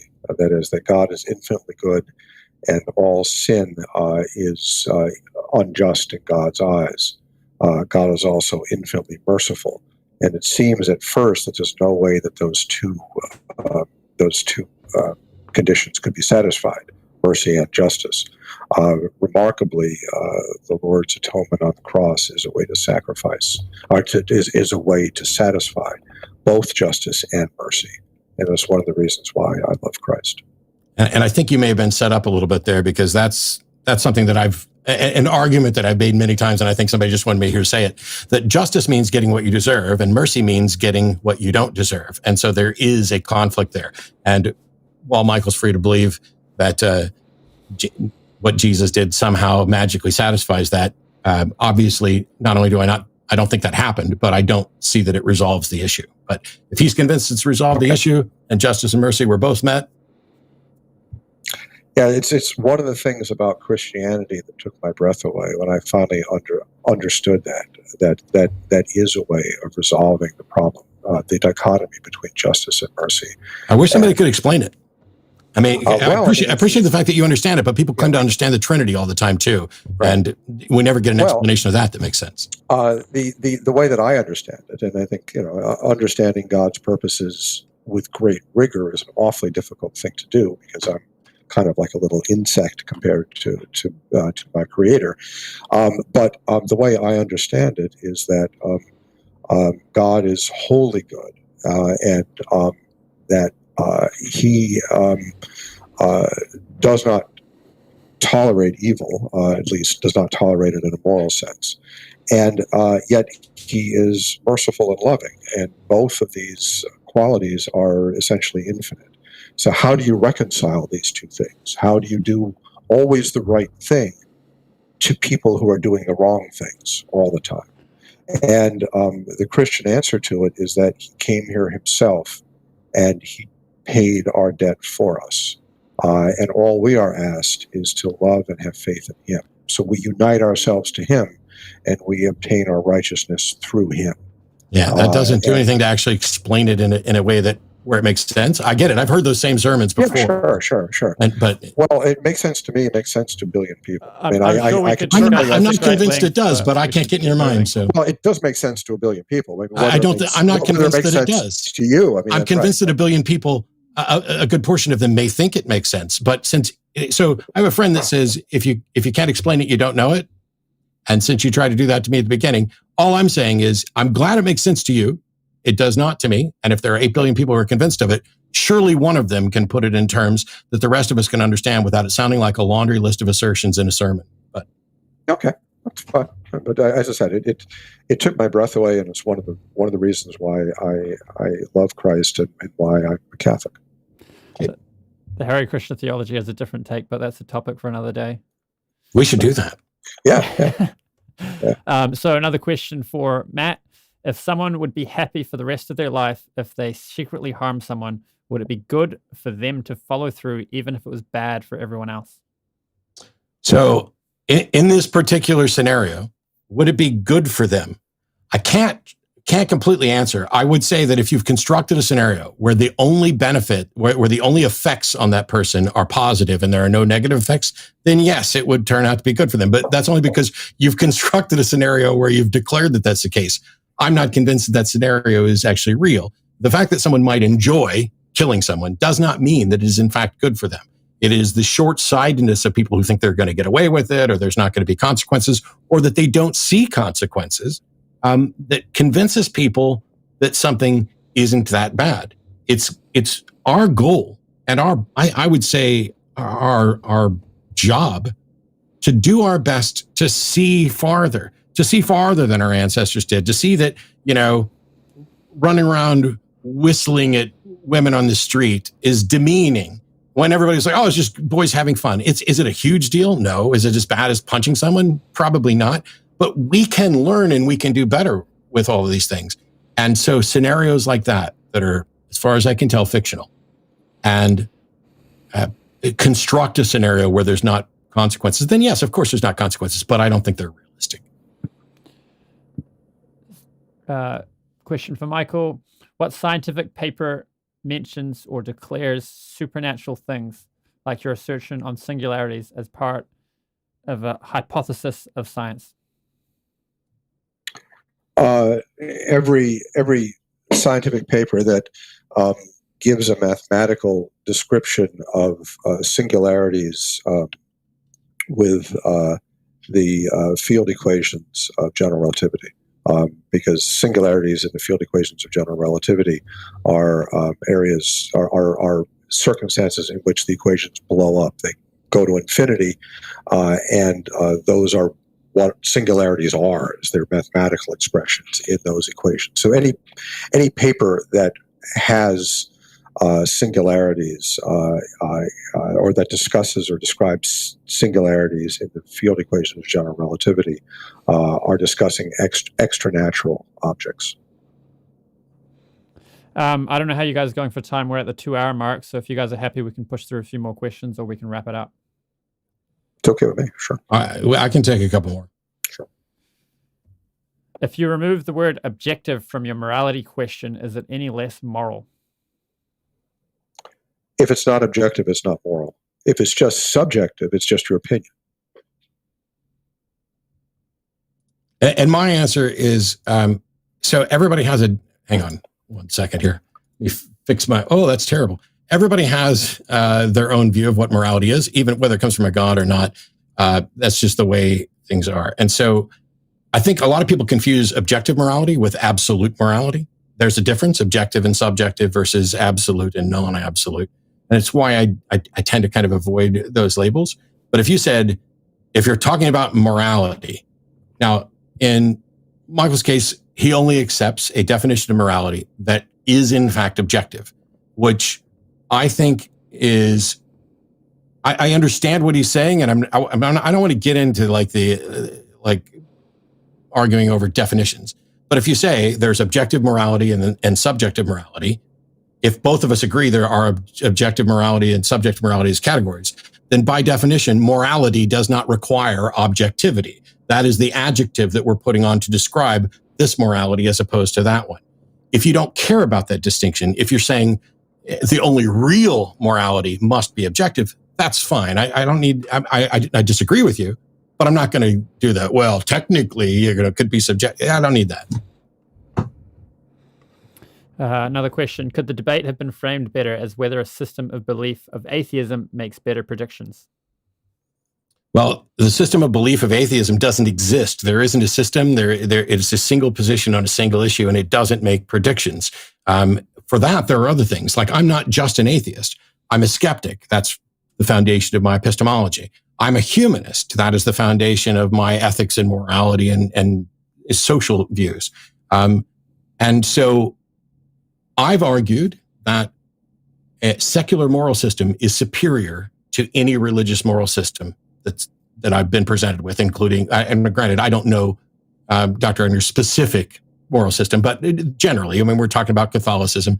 I wouldn't make a list of Catholics must believe this, because that would be a mistake. That would be exactly what he did when he started listing what atheists believe. Because, do Catholics have to believe in evolution? I don't. I think they're fine with it. Generally speaking, the Catholic Church is fine with evolution. I don't think Dr. Egnor is fine with evolution. So I can't make those blanket statements. I would respond that the atheist belief that the nature itself is a fundamentally existing thing and that God does not exist and did not create nature is associated with a profound system of other beliefs as well. Lack of ultimate moral accountability, lack of ultimate purpose for the universe, a whole bunch of things. I find it remarkable and rather humorous that atheists repeatedly insist that atheism is not really a metaphysical perspective. I believe the reason for that is that atheism is indefensible as a metaphysical perspective, and it's a real clever seg, or not clever seg, it's kind of a silly seg, to try to avoid accountability. Atheism is a very distinct set of beliefs. In fact, I don't think that from a metaphysical perspective there's any group of religious people whose beliefs are more consistent than atheists. I mean, I have all kinds of different opinions than people who believe in Islam, Hinduism, Judaism, and so on. Atheists, they sure think a lot alike in so many ways. So many ways. I'm sure we could have a whole debate on that subject alone, so let's keep moving. Mike, is it possible that humans evolved a tendency to project prescriptive moral oughts onto others as if it's objective, but really just emotion? Yeah, I'm not concerned here about the epistemology of morality. That is, I'm not concerned about how do we know what's right and wrong. My point is actually just astonishingly simple, and that is that if we hold what we call a moral opinion, it is either an effort to, well, let me rephrase that. Morality, by its nature, implies something that is outside of mere human opinion. Whether we can actually know it, whether we have access to it, is a whole separate question. But morality is something that is objective and outside of human opinion if it exists. And I think that everybody I know, it's at some level thinks it does exist. I mean, we all think that certain things are just right and wrong. Well, it's the question's which proves he doesn't know me. But yeah. It raises it from an epistemological point of view, but I think the question is saying, how do we know the ontology of morality isn't nothing but opinion that happens to have been bred into us through evolution? Well, my argument is a reduction to absurdity, meaning that if you really believe that morality is just an opinion, then you have to believe that the viewpoint that it is wrong to rape babies is merely a matter of opinion. Hey, I don't know many people who feel that way. Right. Question: why would God create the world if the world is less than perfect, and so would lower the overall perfection of all that exists? Since then, not everything that exists would be perfect. It's a good question. Why would God create something that was not perfect? Well, first of all, anything he would create would have to be imperfect, because only one thing is perfect, and that's him. There's only one of him. So I don't know why he created the world. I think the Catholic answer is out of an excess of love, and I don't know that I understand that, but that I think is the Catholic answer. Right, and again, the Hare Krishna theology would have a different perspective, but a topic for another day. Question from Justin H. for Michael: can I communicate the design of a cupboard that doesn't exist to you, and then have you understand and draw up plans based on it? Of a cupboard? Yeah. Yeah, sure. I mean, you can give me, right. I mean, there's a difference, as Thomas Aquinas said, between essence and existence. Essence is just a form, and it can be a form of something that actually exists, or it can be a form of something that don't exist in your mind. You could describe to me a unicorn, and I can draw a unicorn based on your description. It doesn't mean that the unicorn exists in the outside world as an actual animal. For Michael, do you hold to the A theory of time? I'm not actually all that acquainted. I've heard of various theories of time. I'm not acquainted enough with that theory to really have an opinion on it. Does someone want to explain it quickly? The A theory of time is presentism, so that there's a present moment in the real sense. B theory of time is broadly going to be that past moments, for example, are real. There's a growing block theory, or there's a theory that will say the future's also set as well, or a spotlight theory. But yeah, they're all going to be. I've read a little bit in the past about that, and I must say I find time an extraordinarily difficult thing to understand. Extraordinarily difficult. The only thing I can say with any confidence is that time is a manifestation of change, but I don't understand anything beyond that about time. All right, another question. It's a fascinating question. Another question from Matt: how can we know anything if our knowledge is at best probabilistic, since our models are constantly subject to change? Well, so first of all, no philosophical model of knowledge holds that it must be absolute. First of all, absolute certainty isn't required as a component of knowledge, even under justified true belief. It is, how do you demonstrate that it's true? Nobody's claiming that you have to have absolute certainty. I don't know that I reject the notion that you could have absolute certainty. But I think all knowledge is probabilistic. And I think largely and this is a departure, I think largely what people are talking about when they say knowledge is a confidence level. Because you don't wait until you have knowledge to act. You act in accordance with your belief. If you believe that this is the case, you act in accordance with that. You can't help but act in accordance with your beliefs. It's just that sometimes beliefs come in conflict. So you may be thinking, oh, I'm acting in accordance with this belief when you're acting with another one. I believe it's wrong to steal, but this person is dying in front of me and there's a defibrillator in the window. So now I believe that it's right to borrow or steal that for this, or to take bread, after Katrina, when people were called looters for taking supplies to survive that was going to go to waste. The world's more complicated than all of that. Wait, I don't think I answered the question. What was it? What was the actual question real quick? How can we I think know? I sidetracked myself. You can't. It's about knowledge. So knowledge isn't defined. Knowledge isn't defined as certainty. Scientific information, scientific knowledge is probabilistic and tentative. I don't know that we can actually do any better than that. But as soon as somebody demonstrates that we can do better, I'm fine with that. We want as high a confidence level as we can. But I think most people, when they say I believe something, they're saying I'm convinced this is likely true. And when they say they know something, what they're really saying is I'm really, really, really, really confident that this is true. Like it would be worldview altering for me to discover this is false. I think that's largely what people mean when they say knowledge, in that belief knowledge context. But if we're saying the best we can do is to have probabilistic models based on good information, I'm fine with that. I don't know how we can do better than our best. Question for Michael. If a cause and effect can occur at the same time, how can you distinguish the cause from the effect if neither is before nor after the other? Yeah, the notion of cause and effect it's kind of fascinating. The traditional notion from Aristotle, from the scholastic philosophers, was that causes and effects are simultaneous in a sense. A very good example is of a brick breaking a window. If you throw a brick through a window, the cause is the brick and the effect is the broken window. And causes and effects are things. They're not events in time. The more modern view, which was characterized, I guess, very well by Hume, is that cause and effect are events and they have a place in time. In the Aristotelian tradition, cause and effects are agents. And although agents will act in time, the cause and effect itself is simply agents.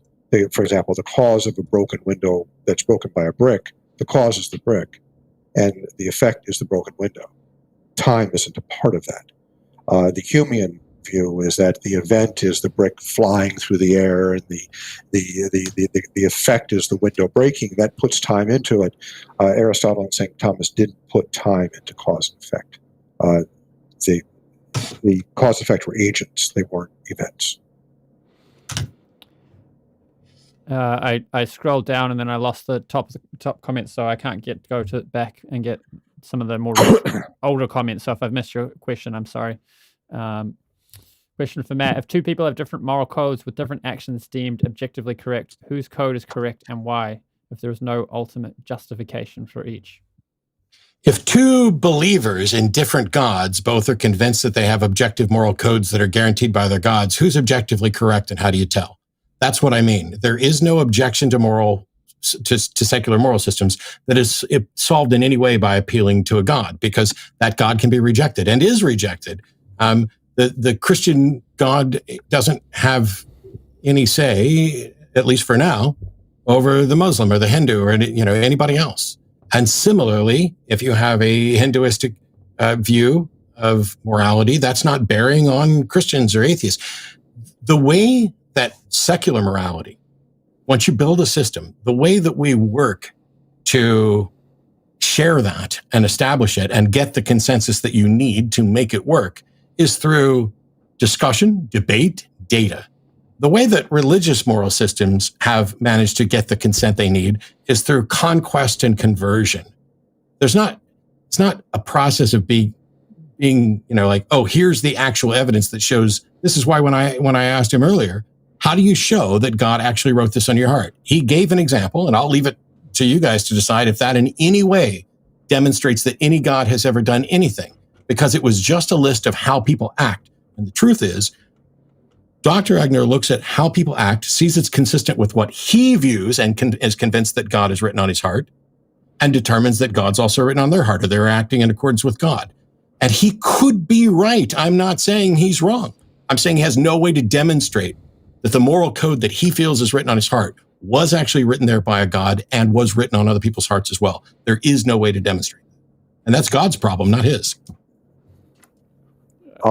Just a quick note, if that's okay, a relationship, at least from a Christian perspective, to God is an interpersonal relationship. It's a relation, again, with a person, not with an objective set of laws and things like that. And in many ways, I think it can be compared to a marriage, a love affair, a very close friendship. And one always encounters in those kind of interpersonal relationships things that cannot be proven, things that are not they're not things that you test scientifically. That's just things that you know. Like, how do you know you love your wife? How do you know you love your kids?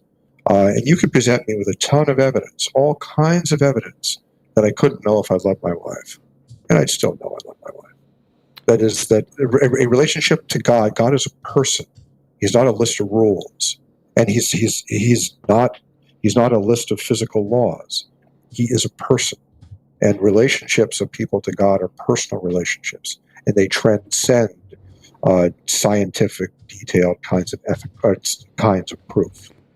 And I can't prove I love my wife, but I sure do. So there's lots more questions, but perhaps we're getting near the end of our time. What do you guys think? Yeah, I unfortunately, while it's not blood pressure medication, I do need to go take some medication, and my girlfriend's coming over, so I need to kind of wrap this up. Otherwise, we keep going for hours. But right. Sweet. So Nathan, do you want to give them each closings?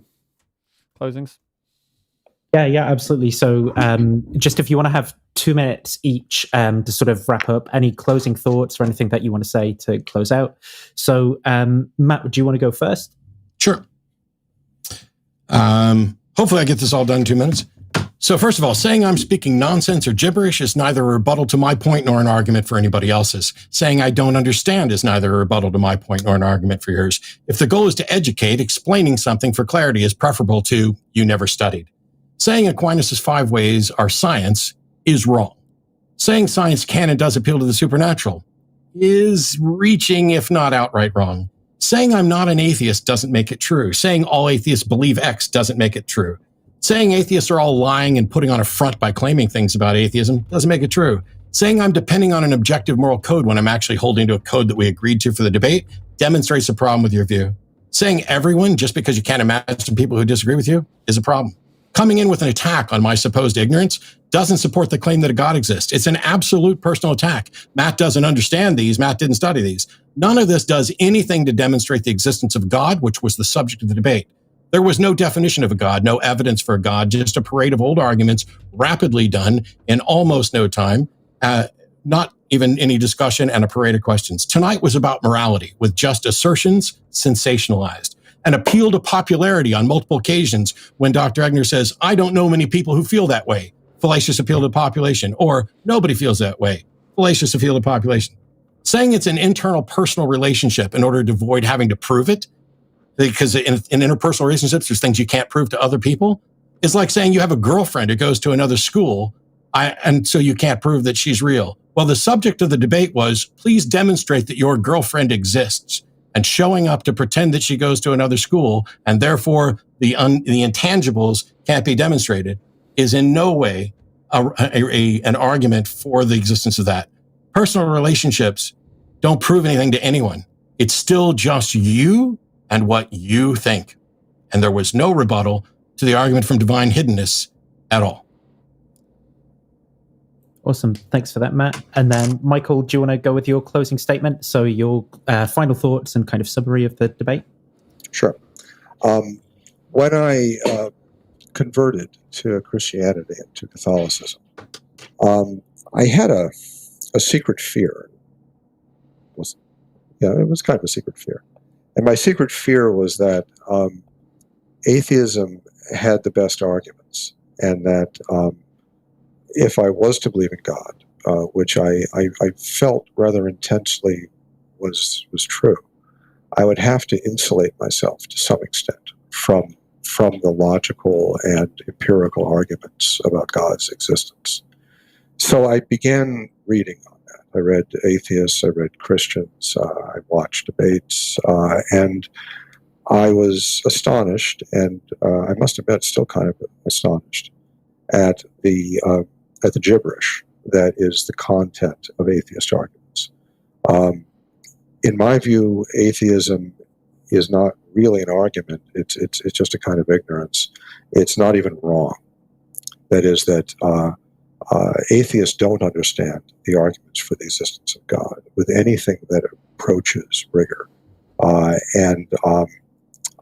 As I say, atheism really isn't even wrong. And the term gibberish, I mean in full force. That generally, when you pin an atheist, they start spewing gibberish. They start dancing around subjects. They bring in all kinds of nonsense, rather than address the actual issues. If you believe that everything came from nothing for no reason, you're crazy. Okay, then. Well, I think that's it for tonight, guys. Is there anything that you want to say, Arjuna, before we close out?